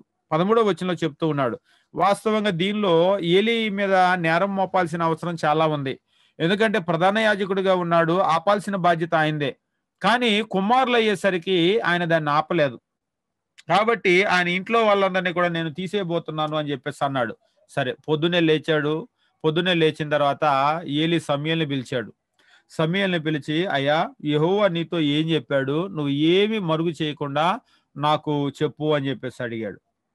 నాకు చెప్పు, ఏదైనా గనక ఆ సంగతుల్లో ఏదైనా మరుగు చేస్తే అంతకంటే అధికమైన గీటు నీకు కలుగును గాక అని 17వ వచనంలో చెప్పాడు. ఏం మరుగు చేయొద్దు. ఆయన ఏం చెప్పాడు? చెప్పింది చెప్పినట్టు చెప్పు అన్నాడు. అనేసరికి 18వ వచనము, సమూయేలు దేన్ని మరుగు చేయక సంగతంతా చెప్పాడు. అంటే ఏం సంగతి, నువ్వు నీ కొడుకుల్ని ఎక్కువ చేసావంట, దేవుడిని కూడా పక్కన పెట్టావట, అందుకనే దేవుడు నీ ఇంటి వాళ్ళందరినీ ఒకే రోజు తీసేయబోతున్నాడు, నీ కొడుకులిద్దరూ ఒకే రోజు చస్తారు, కాబట్టి నీ సంతానం వాళ్ళనే తన దగ్గర ఉద్యోగంలో లేకుండా చేస్తాడు. ఈ విషయాలని చెప్పాడు. చెప్పినప్పుడు దాన్ని విన్నటువంటి ఏలి ఏం చెప్పాడంటే 18వ వచనము, ఏలి విని సెలవిచ్చిన వాడు యెహోవా తన దృష్టికి అనుకూలమైన దాన్ని ఆయన చేయనుగాక. నా కొడుకు చేస్తాడన్నా, నా కుటుంబాన్ని తీసేస్తాడన్నా చెప్పింది దేవుడు. దేవుడు చెప్పాడు కాబట్టి ఆయన ఏది సెలవిచ్చాడో అది జరగాల్సిందే, అది జరుగును గాక అని చెప్పేసి అన్నాడు. 19వ వచనం, సమూయేలు పెద్దవాడు కాక యెహోవా అతనికి తోడై ఉన్నందున, పెద్దవాడు కాగా అతనికి తోడై ఉన్నందున అతని మాటల్లో ఏది తప్పిపోలేదు. కాబట్టి సమూయేలు యెహోవాకు ప్రవక్తగా స్థిరపడినని దాను మొదలుకొని బెర్షెబా వరకు ఇశ్రాయేలీయులు తెలుసుకొనిరి. దాను మొదలుకొని బెర్షెబా వరకు గుర్తుందా ఈ పదం మీకు? కాశ్మీర్ టు కన్యాకుమారి. కాశ్మీర్ అంటే పైన ఉంటుంది, కన్యాకుమారి కింద ఉంటుంది. దాను మొదలుకొని బెర్షెబా వరకు. దాను అంటే పైన ఉంటుంది, బెర్షెబా కింద ఉంటుంది. అంటే ఇజ్రాయేల్ దేశంలో A to Z అనమాట. అంటే పైనుంచి క్రింద వరకు అని అర్థము. దాను మొదలుకొని బెర్షెబా వరకు సమూయేలు ప్రవక్తగా స్థిరపడ్డాడు అనేటువంటిది అందరికీ తెలిసిపోయింది. ఒక సామాన్యమైన కుటుంబంలో నుంచి వచ్చిన వాడిని. అంటే హన్న ప్రార్థనలో అదే చేసింది. పెంట కుప్పలో నుంచి దీనులను పైకెత్తేటువంటి వాడు నువ్వే, సింహాసనం మీద ఉన్నటువంటి వాడిని కిందకు తోసేవాడివి కూడా నువ్వే. అందుకనే దాన్నే తన బిడ్డకు నేర్పించింది.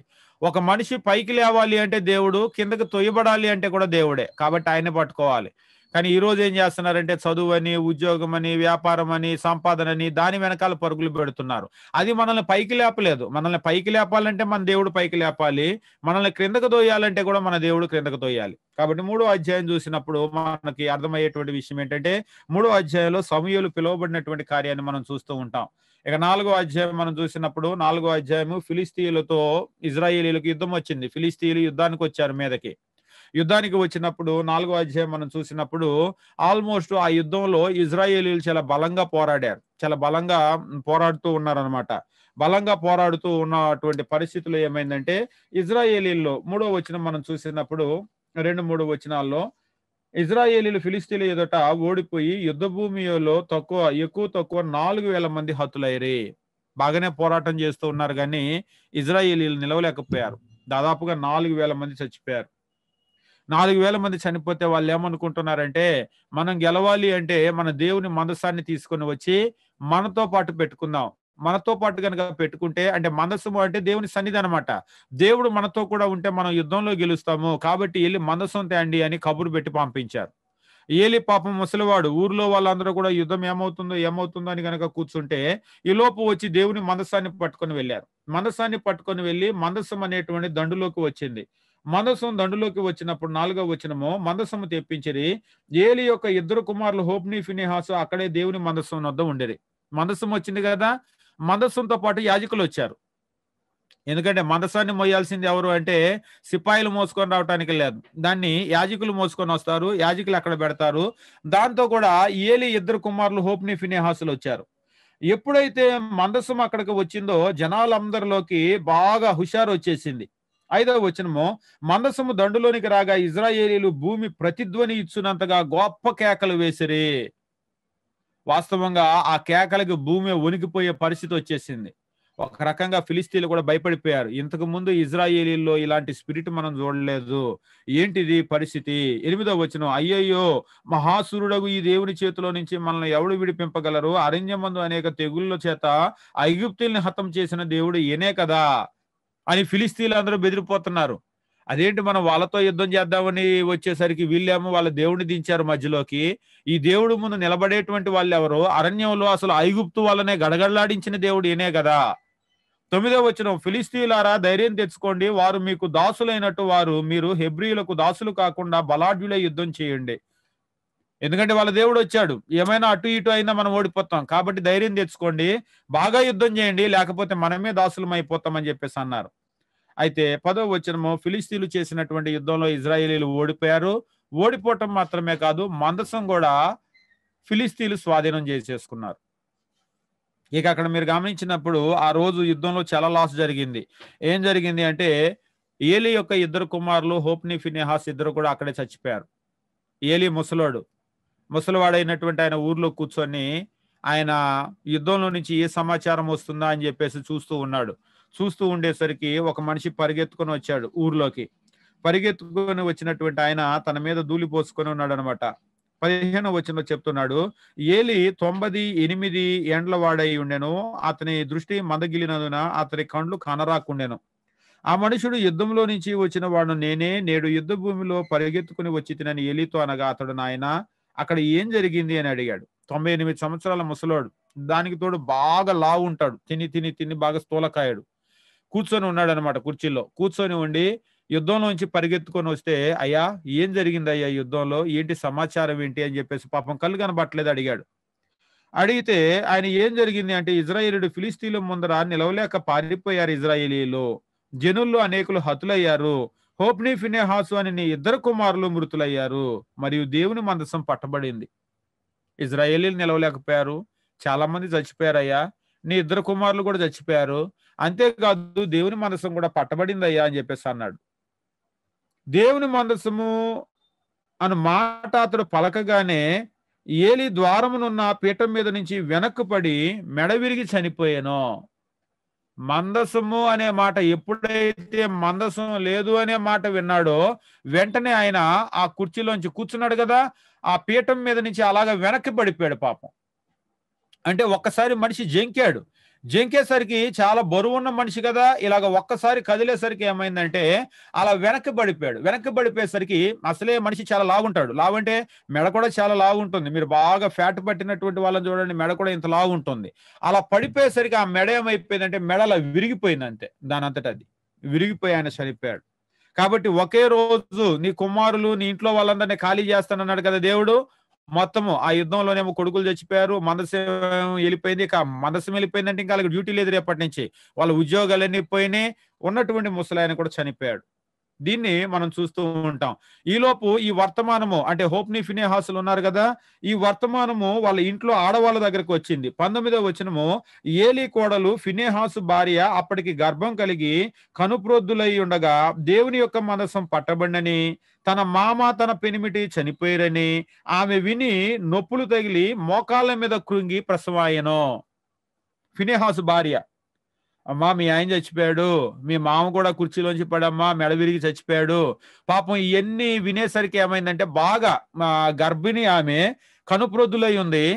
ఆ గర్భిణీ స్త్రీకి ఏమైందంటే ఆ మాట వినగానే అలాగా మోకాళ్ళ మీద కూలిపోయింది అనమాట. ఎప్పుడైతే మోకాళ్ళ మీద కూలిపోయిందో ఆ గర్భం ఏమైందంటే కిందకి జారిపోయింది. గర్భంతో ఉన్నటువంటి నిండు గర్భిణి మోకాళ్ళ మీద ఒక్కసారి కూలిపోతే ఏమవుతుంది, ఒక్కసారి గర్భం కిందకి జారిపోతుంది. జారిపోయి ఏమైపోయిందంటే ఆమెకు అక్కడే ప్రసవం అయిపోయింది, కృంగి ప్రసవం ఆయనో. వాస్తవంగా ఇది కూడా చాలా బాధాకరమైనటువంటి డెలివరీ అనమాట. అప్పుడే ఆమె ప్రసవం అయింది.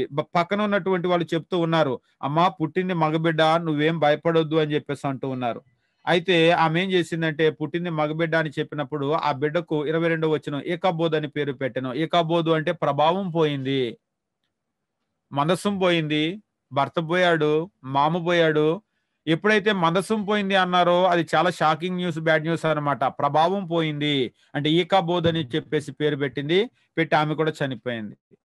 కాబట్టి ఏలీ కుటుంబం అంతా కూడా ఒకే రోజు ఖాళీ చేయిస్తాడు. దేవుడు ముందే చెప్పాడు సామ్యుయేలుకి, రాగల దినాల్లో నేను ఒక కార్యం చేయబోతున్నాను, దాన్ని వినేటువంటి వాళ్ళ చెవులు గింగురుమంటాయి అని చెప్పేసి అన్నాడు.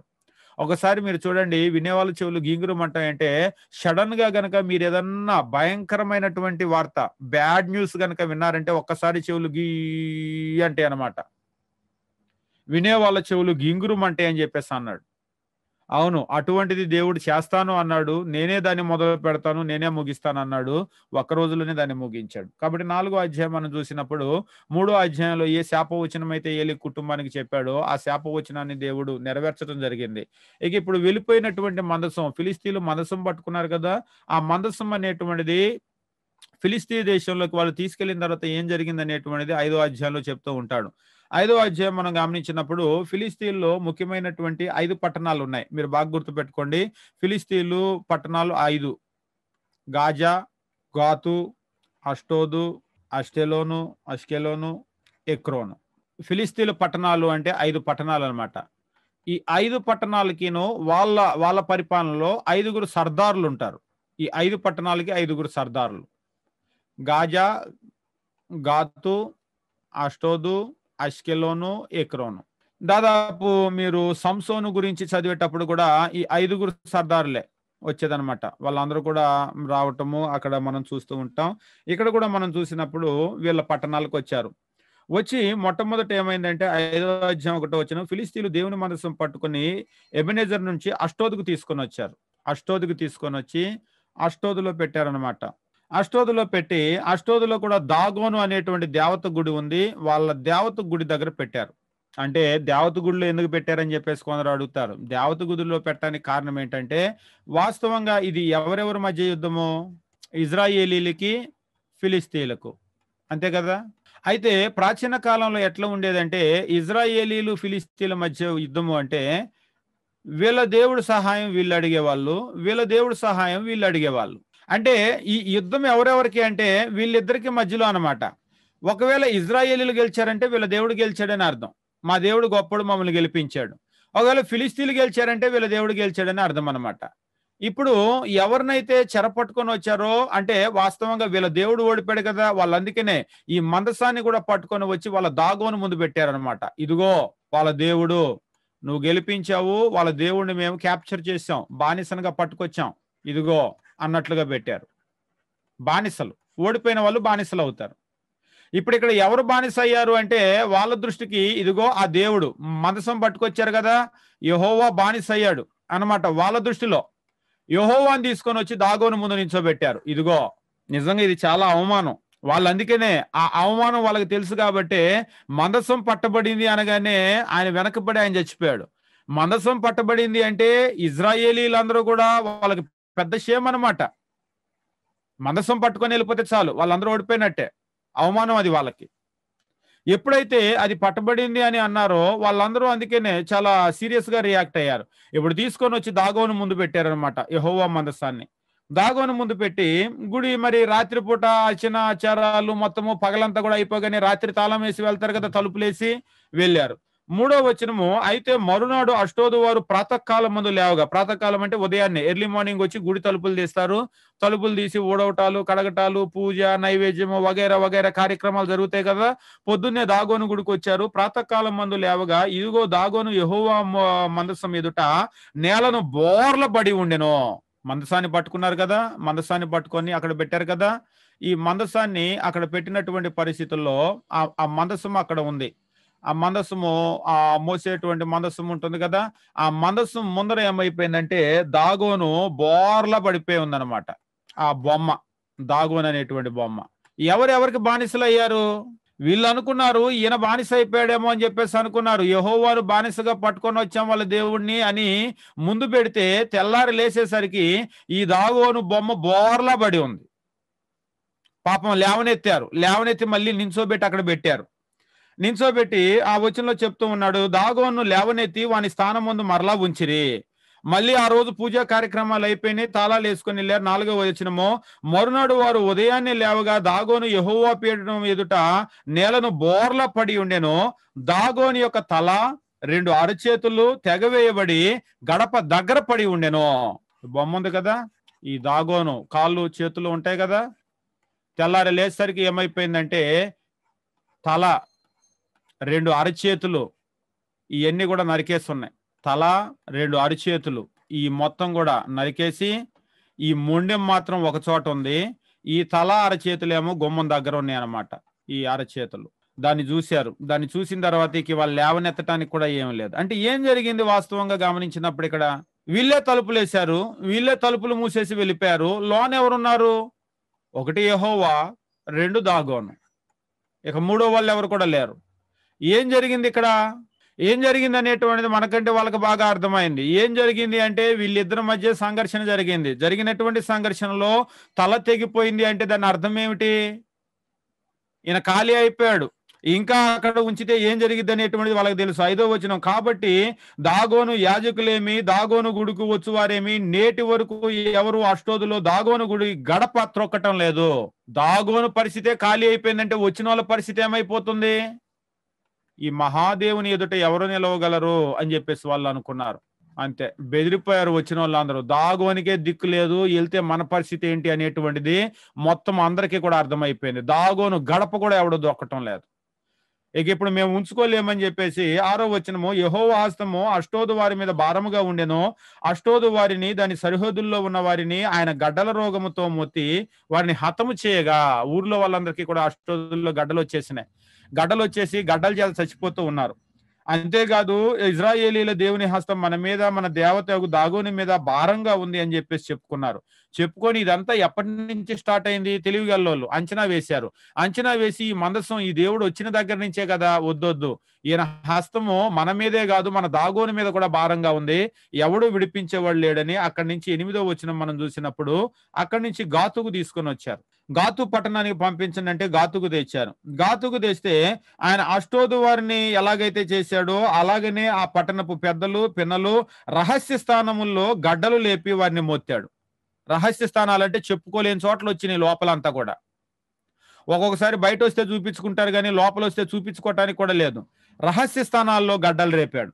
రేపేసరికి అక్కడి నుంచి అబ్బో ఇక్కడ ఉండటానికి లేదు అని చెప్పేసి బయలుదేరారు. బయలుదేరి ఎక్రోనుకు తీసుకొని వచ్చారు. ఎక్రోనుకు తీసుకొని వస్తే ఎక్రోన్లోకి రాగానే ఎక్రోనీలు కేకలు వేసి మనల్ని మన జనలను చంపివేయాలని వీరు ఇజ్రాయేల్ దేవుని మనసు మన దగ్గరికి తీసుకొని వచ్చారు, వద్దొద్దని చెప్పేసి చావు భయం వాళ్ళకి వచ్చేసింది. వచ్చేసేసరికి అక్కడి నుంచి కూడా వాళ్ళు బయలుదేరటానికి మొత్తం మా దగ్గరకు వద్దు అన్నారు. 6వ వచనం, యెహోవా మందసము 7 నెలలు ఫిలిస్తీన్ల దేశం మందు ఉండిన తరువాత ఫిలిస్తీయులు యాజకులను శకునాలు చూచేవారిని పిలిపించి యెహోవా మందసాన్ని ఏం చేయాలి, ఏం చేసి స్వస్థలాన్ని దాన్ని పంపించాలి చెప్పండి అని అన్నారు. లేదు, ఇంక ఇక్కడ ఉండటానికి లేదు, మనం ఏం చేయాలంటే దీన్ని తిప్పి పంపించేసేయాలి. కానీ మనం పొరపాటు చేసాం తెచ్చి, కాబట్టి తిప్పి పంపించేటప్పుడు మనం ఏం చేయాలి? ఖచ్చితంగా దానికి పెనాల్టీ ఉంటుంది, తప్పు చేస్తే ఉంటుంది కదా. ఈ పెనాల్టీ వాళ్ళు పే చేయాలి. మనం ఏం చేయాలి అని చెప్పేసి అడిగారు. ఏం చేయాలి అని చెప్పేసి అడిగినప్పుడు వాళ్ళు చెప్పింది ఏమిటంటే, మరి మీరందరూ గడ్డల రోగం వచ్చింది, ఆ గడ్డల రోగం కూడా దేవుడే తెచ్చాడు, కాబట్టి ఏ రకంగా అయితే గడ్డలు వచ్చినాయో, 4వ వచనం, ఫిలిస్తీయులు మనం ఆయనకి చెల్లించాల్సిన అపరాధార్థమైన అర్పణ ఏదనగా అని వారిని అడగగా, మీ అందరూ మీ సర్దారులందరి మీదనూ ఉన్న తెగులు ఒకటే, అందరికీ గడ్డల రోగమే. కాబట్టి ఫిలిస్తీన్ల సర్దారుల లెక్క చొప్పున 5 బంగారు గడ్డల రూపంలో 5 బంగారు పందికొక్కులను మీరు చెల్లించాలి. 5గురు సర్దారులకి 5 బంగారు గడ్డలు గడ్డలు వస్తున్నాయి కదా అందరికీ కూడా, 5 బంగారు గడ్డలు చేయించండి. అంతేకాదు 5 బంగారు పందికొక్కులను చేయించండి. 5 బంగారు పందికొక్కులను చేయించండి. 5 బంగారు పందికొక్కులను చేయించి చెల్లించాలి. కాబట్టి మీకు కలిగిన గడ్డలు గాను భూమిని పాడు చేయు పందికొక్కులు గాను నిరూపించబడిన గడ్డలు చుంచులుగా చేసి పంపించి ఇజ్రాయేలు దేవునికి మహిమ చెల్లించండి. ఏమిటిది అంటే, గడ్డలు అంటేనేమో వాళ్ళను పాడు చేసినాయి. అది ఎప్పుడైతే మందసం తెచ్చాడో వాళ్ళ భూమి అంతా కూడా ఈ చుంచులు వచ్చి పాడు చేసినాయి. కాబట్టి ఈ 2 జరిగినాయి. కాబట్టి అయ్యా మా తప్పైపోయింది అని ఆ బంగారు గడ్డలను చేయండి, బంగారు పందికొక్కులను చేయండి. బంగారు పందికొక్కులను చేసి తర్వాత తెలియజేస్తూ ఉన్నాడు, మీరు ఈ మందసాన్ని ఇక్కడి నుంచి పంపించేసేయండి. 6వ వచనం, ఐగుప్తీయుల ఫారో తమ హృదయాన్ని కఠినపరుచుకున్నట్లు మీ హృదయాలు మీరు ఎందుకు కఠినపరుచుకుందరు? ఆ రోజు పంపించమంటే కూడా ఫారో అలాగనే నేను పంపనన్నాడు, జాగ్రత్త. అలా గనక మీరు కఠినపరుచుకున్నాడా, ఫారో ఎలాగైతే ఖాళీ అయిపోయాడో మీరు కూడా ఖాళీ అయిపోతారు. ఈగోకు పోవద్దు దేవుడి దగ్గర, మీరు తప్పు అయిపోయిందని ఒప్పుకొని ఇక్కడి నుంచి పంపించండి అని చెప్పేసి అన్నారు. పంపించండి అని చెప్పేసి అనగా 7వ వచనం, కాబట్టి క్రొత్త బండి ఒకటి చేయించండి, వాటితో పాటు క్రొత్త బండి చేయించండి. కాడిమోయినటువంటి ఆవులను తీసుకొని రండి. ఆవులు 2 తెచ్చి బండికి కట్టండి. దూడలను వాటి దగ్గర నుంచి ఇంటికి తోలేసేయండి. మీరు ఈ మందసం దాని మీద పెట్టండి. ఈ బంగారపు గడ్డలు పందికొక్కులు అవన్నీ కూడా తీసుకొని అందులో పెట్టండి. అందులో పెట్టి విడిచిపెట్టండి. 9వ వచనము, అది బెత్షెమెషు పోవు మార్గమున బడి ఈ దేశపు సరిహద్దు దాటిన యెడల ఈ గొప్ప కీడు మనకు చేసినని ఆయనే మనకు చేసేదని మనకు తెలుస్తుంది. ఆ మార్గమును పోని యెడల ఆయన మనల్ని మొత్తలేదు, మన అదృష్టవశము చేతనే అది మనకు సంభవించినని తెలుసుకుంటాము. కాబట్టి ఈ బండిలో పెట్టేసి వదిలిపెట్టండి.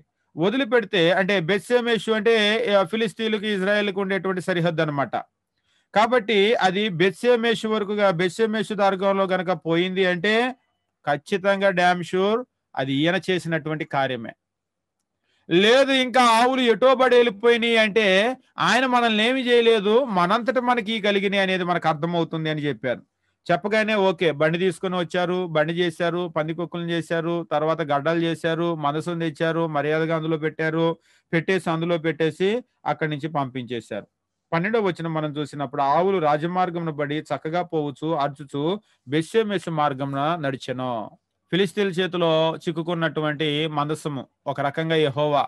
ఎవరు వచ్చి ఆయన్ని విడిపించాల్సిన అవసరం లేదు. మన భాషలో చెప్పాలంటే వాళ్ళే దండం పెట్టి ఆయన పంపించేశారు అక్కడి నుంచి. మనం భరించలేము ఈ దేవుడిని అని చెప్పేసి. కాబట్టి నిజమైన దేవుడైతే ఆయనే విడిపించుకుంటాడు. మనుషులు వచ్చి ఆయన్ని విడిపించాల్సినటువంటి అవసరం ఏమీ లేదు. దాగోను గుడిలో పెట్టేసరికి తెల్లారేసరికి దాగోను తల దిగిపోయింది, అరిచేతులు దిగి అక్కడ పడ్డాయి, మొండెం మాత్రం మిగిలిపోయింది. అంతేకాదు వాళ్ళ దేశం అంతా కూడా వాళ్ళు పాడైపోయారు, వాళ్ళ భూమి పాడైపోయింది. వాళ్ళే అడిగి దేవునికి ఒక కొత్త బండి చేసి పంపించేశారు. పంపించేసిన తర్వాత బెత్షెమెషు ఊరి దారిలో వచ్చేసినాయి కదా. ఊరి దారిలో వచ్చినప్పుడు 6వ అధ్యాయం మనం చూసినప్పుడు 17వ వచనం మనం చూసినప్పుడు, అపరాధార్థమైన అర్పణగా ఫిలిస్తీన్లు చెల్లించిన బంగారు గడ్డలు ఏమనగా అష్టోదు వారి నిమిత్తం ఒకటి, గాజా వారి నిమిత్తం ఒకటి, అష్కెలోను వారి నిమిత్తం ఒకటి, గాతు వారి నిమిత్తం ఒకటి, ఎక్రోను వారి నిమిత్తం ఒకటి, మొత్తం 5 పట్టణాలు. ఇక బెత్షెమెషు ఊర్లోకి రాగానే ఇజ్రాయేల్ అందరూ కూడా పొలంలో పని చేసుకుంటున్నారు. ఆ ఆవులు బండి నడిచొచ్చే సమయంలో వాళ్ళు పొలంలో పని చేసుకునేటువంటి వాళ్ళు ఏం చేశారంటే, అటు నుంచి మందసం వచ్చేసరికి చూసి ఆశ్చర్యపోయారు. మందసము చూడటం ఆశ్చర్యపడి వాళ్ళు ఏం చేశారంటే, ఆ మందసాన్ని చూసి 18వ వచనము, పొలంలోని గ్రామంలో వారేమి ఫిలిస్తీయులు 5 సర్దారులు పట్టణములన్నిటి లెక్క చొప్పున బంగారు పందికొక్కులను అర్పించారు. వారు యెహోవా మందసాన్ని దింపి పెద్ద రాయి దీనికి సాక్ష్యము. నేటి వరకు ఆ రాయి బెత్షెమెషు వాడైన యెహోషువ యొక్క పొలంలో ఉంది. అయితే బెత్షెమెషు వారు యెహోవా మందసమును తెరిచి చూడగా దేవుడు వారిని హతము చేసి ఆ జనుల్లో 50,070 మందిని మొత్తెను. 50,070 మంది. వాస్తవంగా మందసం వచ్చింది. మందసం రాగానే మందసాన్ని అందరూ ముట్టుకోవచ్చా? మందసాన్ని వాళ్ళు తెరవచ్చా? మందసం ఒకవేళ బండి వాళ్ళ దగ్గరకు రాగానే వాళ్ళు చేయాల్సింది ఏంటంటే, వెంటనే మరలా యాజకులకు కబురు పెట్టాలి. యాజకులు వచ్చి మిగిలింది వాళ్ళు చేయాలి. కానీ వీళ్ళు ఏం చేశారంటే, రాగానే వీళ్ళు ముట్టుకొని వీళ్ళు తెరిచేశారు. తెరవగానే ఏమైందంటే, దేవుడు వాళ్ళను మొత్తితే 50,070 మంది చచ్చిపోయారు. వెంటనే వాళ్ళకి భయమేసింది. భయమేసి 20, అప్పుడు బెత్షెమెషు వారు పరిశుద్ధుడైన యెహోవా సన్నిధిని ఎవరు నిలవగలరు? మన యుద్ధ నుంచి ఆయన ఎవరి యొద్దకు పోవాలని చెప్పి కిర్యతారీము కాపురస్తులకు దూతలను పంపి, ఫిలిస్తీయులు యెహోవా మందసాన్ని తీసుకుని వచ్చారు, మీరు వచ్చి దాన్ని తీసుకుని పోవాలని వర్తమానం పంపించారు. అంతటా అక్కడి నుంచి అంటే ఫస్ట్ ఏమైందంటే బెత్షెమెషుకు వచ్చింది మందసం. బెత్షెమెషుకు రావటానికి ముందు అది ఎక్కడ ఉందంటే షిలోహులో ఉండేది. అక్కడే కదా ఏలి కుమారులు పరిచర్య చేసింది. అక్కడ నుంచి ఫిలిస్తీన్ల దగ్గరికి వెళ్ళిపోయినప్పుడు బెత్షెమెషుకు వచ్చింది. బెత్షెమెషు దగ్గర నుంచి కిర్యతారీముకు వచ్చింది. వాళ్ళు వచ్చారు. ఇక్కడ దాదాపుగా 20 సంవత్సరాలు ఉంచారు ఒక ఇంట్లో, అంతే. అంటే మందసానికి ఏం జరిగింది అనేటువంటిది ఇక్కడంతా కూడా తెలియజేస్తూ ఉన్నాడు. ఇక తర్వాత 7వ అధ్యాయము మనం గమనించినప్పుడు 7వ అధ్యాయము 3వ వచనం నుంచి మనం చూసినప్పుడు సమూయేలు న్యాయాధిపతిగా స్థిరపరచడాన్ని గురించి మనం చూస్తూ ఉంటాం. 7వ అధ్యాయము మరలా కథనం ఎటు వెళ్ళిపోయిందంటే, ఇప్పుడు సమూయేలు న్యాయాధిపతి అయ్యాడు. న్యాయాధిపతి అయిపోయి ఇప్పుడు ఆయన ప్రజలకు న్యాయం తీరుస్తూ ఉన్నాడు అనమాట. 15వ వచనము, సమూయేలు తాను బ్రతికిన దినములని ఇజ్రాయేలుకు న్యాయాధిపతిగా ఉండెను. దీన్ని బట్టి మనకి ఏమర్థమవుతుందంటే, సంసోను వరకు మనం అక్కడ చూసాం న్యాయాధిపతుల్లో. సంసోను తర్వాత ఏలి తర్వాత సమూయేలు చిట్ట చివరి న్యాయాధిపతి. మనకు అపోస్తుల కార్యాల్లో కూడా చెప్తూ ఉంటాడు, సమూయేలు వరకు వారికి న్యాయాధిపతులను అనుగ్రహించను అని చెప్పేసి అంటాడు. సమూయేలు న్యాయాధిపతి అనమాట, చివరి న్యాయాధిపతి. ఇక ఈయన తర్వాత ఏమన్నారంటే జనులు మాకు రాజు కావాలి అని చెప్పేసి అడిగారు. దాన్ని మనం చూస్తూ ఉంటాం. ఇక 8వ అధ్యాయం మనం చూసినప్పుడు సమూయేలు కూడా వృద్ధుడైపోయాడు. సమూయేలు వృద్ధుడైపోయిన తర్వాత మరలా ఏమైపోయిందంటే, సమూయేలు పిల్లలు వచ్చారు ఫీల్డ్లోకి. సమూయేలు పిల్లలు వచ్చినప్పుడు ఈ పిల్లలు యోవేలు, 2 అబియా. 8వ అధ్యాయంలో మనం చూసినప్పుడు 8వ అధ్యాయము 1-2, సమూయేలు వృద్ధుడైనప్పుడు తన కుమారులు ఇజ్రాయేల్ మీద న్యాయాధిపతులుగా నియమించను. జ్యేష్ఠ కుమారుడు యోవేలు, రెండో వాని పేరు అబియా. అయితే వీళ్ళు సమూయేలు లాగా న్యాయం కలిగినటువంటి వాళ్ళు కాదు. వీళ్ళు కూడా ఎవరు అంటే లంచం పుచ్చుకునేటువంటి వాళ్ళు, అన్యాయం చేస్తూ ఉన్నారు, ధనాపేక్ష కలిగినటువంటి వాళ్ళు అయి ఉన్నారు. ఇక ఇప్పుడు ప్రజలు వచ్చి, అయ్యా నువ్వేమనుకోవద్దు, నువ్వు మంచోడివే గాని నీ బిడ్డలు మంచోళ్ళు కాదయ్యా. కాబట్టి మాకు వాళ్ళు వద్దు న్యాయాధిపతులుగా. మాకు ఇక్కడ ఒక మాట చెప్తూ ఉంటారు. 5వ వచనం, సకల జనుల మర్యాద చొప్పున మాకు రాజు కావాలి. సకల జనుల మర్యాద చొప్పున. ఇది చాలా చెడ్డ మాట బైబిల్‌లో. ఆత్మీయ జీవితంలో ఇది చాలా చెడ్డ మాట. సకల జనుల మర్యాద చొప్పున. ఇది మన భాషలో చెప్పాలంటే అందరిలాగా, అందరి వలె. అందరి వలె ఉంటాను అని మనం ఎప్పుడు కూడా అనుకోకూడదు. ఎందుకంటే మనమే ఒక ప్రత్యేకించబడినటువంటి జనము. దేవుడు మనల్ని ప్రత్యేకించబడిన వాళ్ళగా ఉంచాలి అనుకుంటే మనం అట్లనే ఉండాలి గాని అందరిలా అని మనం ఎప్పుడు అనుకోకూడదు. అసలు మనం అందరిలాంటోళ్ళం కాదు. అది మనం గుర్తుంచుకోవాలి. ఇందాకడ మనం చూసాం కదా, ప్రతిష్ఠించబడటము అంటే ప్రత్యేకించబడటము. ఈ రోజు కూడా హోలీ అని చెప్పేసి అంటారు. హోలీ నేషన్ అని చెప్పేసి. మనము ప్రత్యేకించబడినటువంటి ప్రజలము. దేవుడు మనల్ని ప్రత్యేకంగా ఉండాలి అనుకుంటే అందరిలా నేను ఉంటాను అని చెప్పేసి మనం ఎప్పుడూ అనుకోకూడదు. ఈ అందరిలా అనేటువంటి ఆలోచన వచ్చిందా అంతే. ఇక అది మన కీడుకి ప్రారంభం అన్నమాట. మనం పాడైపోవటానికి ప్రారంభం. ఇజ్రాయేలీలు కూడా మొత్తం నాశనం అవటానికి కలిగినటువంటి ప్రధానమైన కారణం ఏమిటంటే, సకల జనుల మర్యాద చొప్పున మాకు ఒక రాజునివ్వు. అంతే. ఎప్పుడైతే రాజు వచ్చాడో మొత్తం వాళ్ళంతా కూడా పాడైపోయారు. కాబట్టి ఈ రోజు కూడా మనం గమనించాల్సింది ఏంటంటే, వాళ్ళకి దేవుడు న్యాయాధిపతులను ఏర్పాటు చేశాడు. అదే వాళ్ళకు దీవెన. అయితే సమూయేలు చాలా బాధపడ్డాడు. అందరి వల్లే మాకు కూడా రాజునివ్వు అంటే, ఇప్పుడు దాకా వాళ్ళని ఎవరు ఏలుతున్నారు? వాస్తవంగా భౌతికంగా ఒక న్యాయాధిపతి ఉన్నా గాని వాళ్ళని ఏలేది ఎవరంటే వాళ్ళను దేవుడు ఏలుతున్నాడు. మనం చూసినప్పుడు 7వ వచనము, అందుకు యెహోవా సమూయేలుకు సెలవిచ్చిందేమనగా, జనులు నీతో చెప్పిన మాటలన్నిటి ప్రకారం జరిగించు. వారు నిన్ను విసర్జించలేదు గాని నీ కొడుకులొద్దు అంటే నిన్ను కదా విసర్జించింది. తమ్మును ఏలకుండా నన్నే విసర్జించారు. వాస్తవంగా ఏలేది ఎవరు అంటే దేవుడు ఏలుతున్నాడు. న్యాయాధిపతులుగా వాళ్ళని పెట్టి దేవుడు ఏలుతున్నాడు. కానీ ఇప్పుడు వాళ్ళు న్యాయాధిపతి వద్దు అంటే నిన్ను కలిసి వద్దండి, నన్ను వద్దన్నారు. నువ్వెందుకు బాధపడతావు? నువ్వులే, వాళ్ళకి చెప్పినట్లే, వాళ్ళు అడిగినట్లే వాళ్ళకి రాజుని ఏర్పాటు చేయి. అయితే రాజు వస్తే ఎట్లా ఉంటుంది అనేటువంటి పరిస్థితిని వాళ్ళకి వివరించు అని చెప్పేసి అన్నాడు. అన్నప్పుడు 10వ వచనంలో, సమూయేలు తనను రాజును అడిగిన జనులకు యెహోవా మాటలన్నీ వినిపించి ఇలాగూ చెప్పాను, మిమ్మల్ని ఏలబోవు రాజు ఎట్టివాడగునో అతడు మీ కుమారులను పట్టుకొని తన రథాలు తోలటానికి, తన గుర్రాలను కాపాడుకోవటానికి వారిని ఉంచుకుంటాడు. కొందరు అతని రథముల ముందర పరిగెత్తుదురు. మీరు రాజు కావాలన్నారు. రేపు రాజు అయితే రాజు ఏం చేస్తాడంటే మీ కుమారులందరినీ పట్టుకొని సైన్యంలో చేర్చుకుంటాడు. చేర్చుకొని ఆయన గుర్రాలు, ఆయన రథాలు అవి నడపటానికి, ఆయన ముందర పరిగెత్తటానికి. ఇక మీ ఇంట్లో కొడుకులు ఉండరు. నువ్వు బలంగా ఉన్నావు, వచ్చేసి నా దగ్గరికి రా సైనికుడుగా అంటే, వద్దొద్దయ్యా నా కొడుకు నా ఇంట్లో ఉంటాడు, పొలం చూసుకుంటాడు అంటే కుదరదిక, వెళ్ళిపోవాల్సిందే. అంతేకాదు ఆ తర్వాత మీరు చూసినట్లయితే 12వ వచనము, మరియు అతడు తన సైన్యంలో సహస్రాధిపతులు పంచదశాధిపతులుగా నియమించటానికి, భూములు దున్నటానికి, వాటి పంటను కోయటానికి, తన యుద్ధాయుధాలు తన రథాలు సామాన్లు చేయటానికి వారిని ఏర్పరచుకుంటాడు. మీ కుమార్తెలనేమో భక్ష్యకారులుగా, బోనకత్తెలుగా, రొట్టెలు కాల్చు వారిగా పెట్టుకుంటాడు. ఇప్పుడు రాజు అంటే రాజుకి పెద్ద ఇది ఉంటుంది కదా, ప్యాలెస్. రాజు దగ్గర కొన్ని వందల మంది జనాలు ఉంటారు. వాళ్ళందరికీ రాజు భార్య వండి పెట్టిద్ది. వండి పెట్టడానికి ఎవరిని పెట్టుకుంటాడు? చాలా మంది స్టాఫ్ ను పెట్టుకుంటారు. ఎవరా స్టాఫ్ అంతా? వాళ్ళందరూ మీ కుమార్తెలే కదా. మీ ఇంట్లో ఉన్న ఆడవాళ్ళందరినీ కూడా తీసుకొని వెళ్ళిపోయి ఆయన దగ్గర వండి పెట్టుకోవటానికి పెట్టుకుంటాడు. పోనీ ఆ వండి తినేదంతా కూడా ఎక్కడి నుంచి వచ్చిన పంట? మీ మీద ట్యాక్సులు వేసి మీరు పండించిన పంట అంతా కూడా పట్టుకొని వెళ్ళిపోయి ఆయన సైన్యం తినేస్తారు. కాబట్టి ఇదంతా కూడా మీకు అవసరమా? 17వ వచనంలో, మీ మందలో 10వ వంతు పట్టుకొనును, మీ మట్టుకు మీరు అతనికి దాసులైపోతారు. రాజు వచ్చాడా ఇంక మీరు నోరెత్తటానికి లేదు అని చెప్పేసి వాళ్ళకి చెప్పాడు. వాళ్ళకి చెప్పినా గాని వాళ్ళు మాకు రాజు కావాలి. 20వ వచనం, జనులు చేయ రీతిని మేము చేయనట్లు మాకు రాజు కావాలి, మాకు న్యాయం తీర్చును, మా ముందర పోవచ్చు, అతడే మా యుద్ధాలు జరిగించును, మాకు కావాల్సిందే, రాజు కావాల్సిందే అన్నారు. ఓకే, అయితే మీకు రాజుని ఏర్పాటు చేస్తాడు దేవుడు, మీరందరూ కూడా మీ మీ ఇండ్లకు పోండి అని చెప్పేసి అన్నాడు. 22వ వచనము, మీ గ్రామాలకు పోండి, ఇక దేవుడు రాజును సెలెక్ట్ చేస్తాడు అంటే వాళ్ళందరూ కూడా ఇళ్ళకి వెళ్ళిపోయారనమాట. ఇక 9వ అధ్యాయము మనం 1వ వచనం నుంచి గమనించినప్పుడు, దేవుడు ఇజ్రాయేలీల్లో మొట్టమొదటి రాజు అయినటువంటి సౌలును ఎంపిక చేయటాన్ని ఇక్కడ చూస్తూ ఉంటాం మనం. 9వ అధ్యాయం 1వ వచనం నుంచి. ఈ మొట్టమొదటి రాజు అయినటువంటి సౌలును చూసినప్పుడు ఆయన గురించినటువంటి ఇంట్రడక్షన్ ఇస్తూ ఉంటాడు అనమాట. ఇక్కడ చూసి అఫియాకు పుట్టిన బెకరతు కుమారుడైన సెరోరుకు జన్మమైన అబియేలు కుమారుడగు కీషు అను బెన్యామీనుడు ఉండెను. కీషు భాగ్యవంతుడైన ఒక బెన్యామీనుడు, చాలా రిచ్ మ్యాన్ అనమాట. అతనికి సౌలు అనే ఒక కుమారుడు ఉన్నాడు. అతడు బహు సౌందర్యం కలిగినటువంటి యవనస్తుడు. ఇజ్రాయేలీలో అతని పాటి సుందరుడు ఒకడు కూడా లేడు. ఇప్పుడు దేవుడు ఏం చేశాడంటే ఈయన సెలెక్ట్ చేశాడు. తండ్రి గాడిదలు పోయినాయి, బాగా రిచ్ మ్యాన్, గాడిదలు ఎత్తుకుంటా వెళ్ళాడు.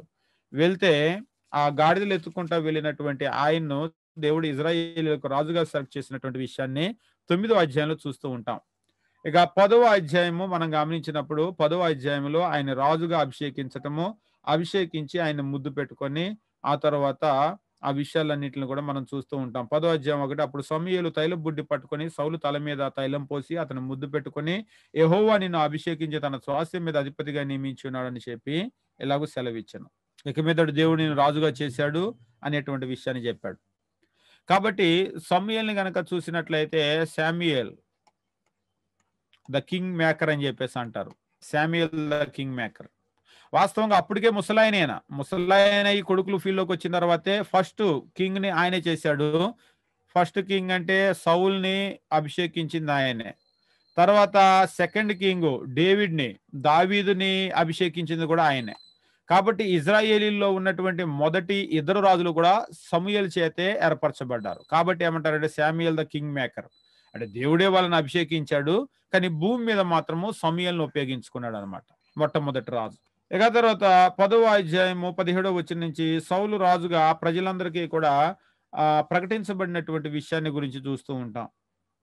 అయితే 11వ అధ్యాయం మనం గమనించినప్పుడు మొట్టమొదటి యుద్ధము, ఇజ్రాయిల్ రాజు చేసినటువంటి మొట్టమొదటి యుద్ధము అమ్మోనీలతో వచ్చినటువంటి యుద్ధాన్ని గురించి చూస్తూ ఉంటాం. ఆ యుద్ధంలో వాళ్ళ రాజు సౌలు యుద్ధానికి వెళ్ళాడు. సౌలు అమ్మోనీలతో యుద్ధం చూస్తూ ఉంటాం. అప్పటి వరకు సౌలు రాజుగా ప్రకటించబడినా కానీ కొందరు అంగీకరించలేదు. కానీ ఈ యుద్ధంలో ఎప్పుడైతే ఆయన గెలిచిన తర్వాత ఆయన ఏం చేశాడంటే అందరూ కూడా రండి, ఎవడైనా గనక రాకపోతే వాళ్ళని ఇలాగ చీల్చేస్తానని చెప్పేసి అన్నాడు. అప్పుడు ఇక ఆ తర్వాత ఆయన ఏం చేశాడంటే అఫీషియల్ గా స్థిరపరచబడ్డాడు. ఇక 11వ అధ్యాయం దగ్గర నుంచి కనుక చూసినట్లయితే 11వ అధ్యాయము 12వ వచనం నుంచి చూసినప్పుడు మరలా ఏం చేస్తారంటే రాజ్యము అనేటువంటిది ఆయనకి రెన్యువల్ చేస్తారనమాట. అంటే మరలా సమయంలో వచ్చి 11వ అధ్యాయము 12వ వచనం నుంచి జనులు సౌలు మనల్ని ఏలునా అని అడిగిన వారేరి, మేము వారిని చంపునట్లు ఆ మనుషులను తెప్పించమని సమూయేలుతో అనగా, యుద్ధం గెలిచి వచ్చారు కదా, సౌలు ఏల్తాడా అని కొందరు అడిగిన వాళ్ళు ఉన్నారు, రమ్మను వాళ్ళని ఇక్కడికి, అలాంటి వాళ్ళందరినీ నరికి పడేస్తామని చెప్పేసి అన్నారు. సౌలు నేడు యెహోవా ఇజ్రాయేలీలకు రక్షణ కలగజేసిన దినం గనక ఈ దినము ఏ మనుషుడిని మీరు చంపొద్దు అని చెప్పేసి జనాలతో చెప్పి మనం గిల్గాలుకి వెళ్లి రాజ్య పరిపాలనా పద్ధతిని మరలా స్థాపించుకుందాం రండి అని చెప్పి సమూయేలు జనాల్ని పిలవగా అందరూ కూడా గిల్గాల్ వచ్చారు. ఈ లొకేషన్ కూడా మీరు బాగా గుర్తుపెట్టుకోండి. ఈ గిల్గాల్ వచ్చారు. గిల్గాల్కు వచ్చి రాజ్య పరిపాలన పద్ధతిని మరలా స్థిరపరిచారు.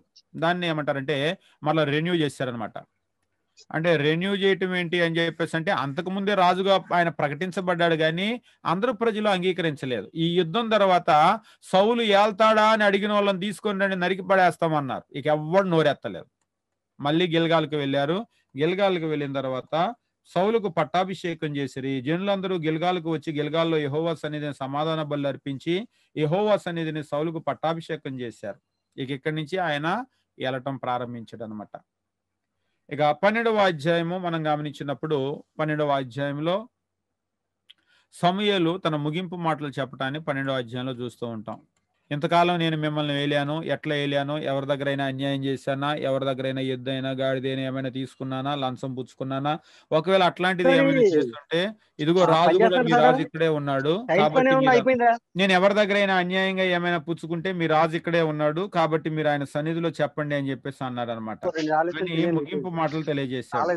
బ్రేక్ తీసుకుందాము. బ్రేక్ తీసుకొని మరలా వచ్చి మనం ప్రారంభించుకుందాం.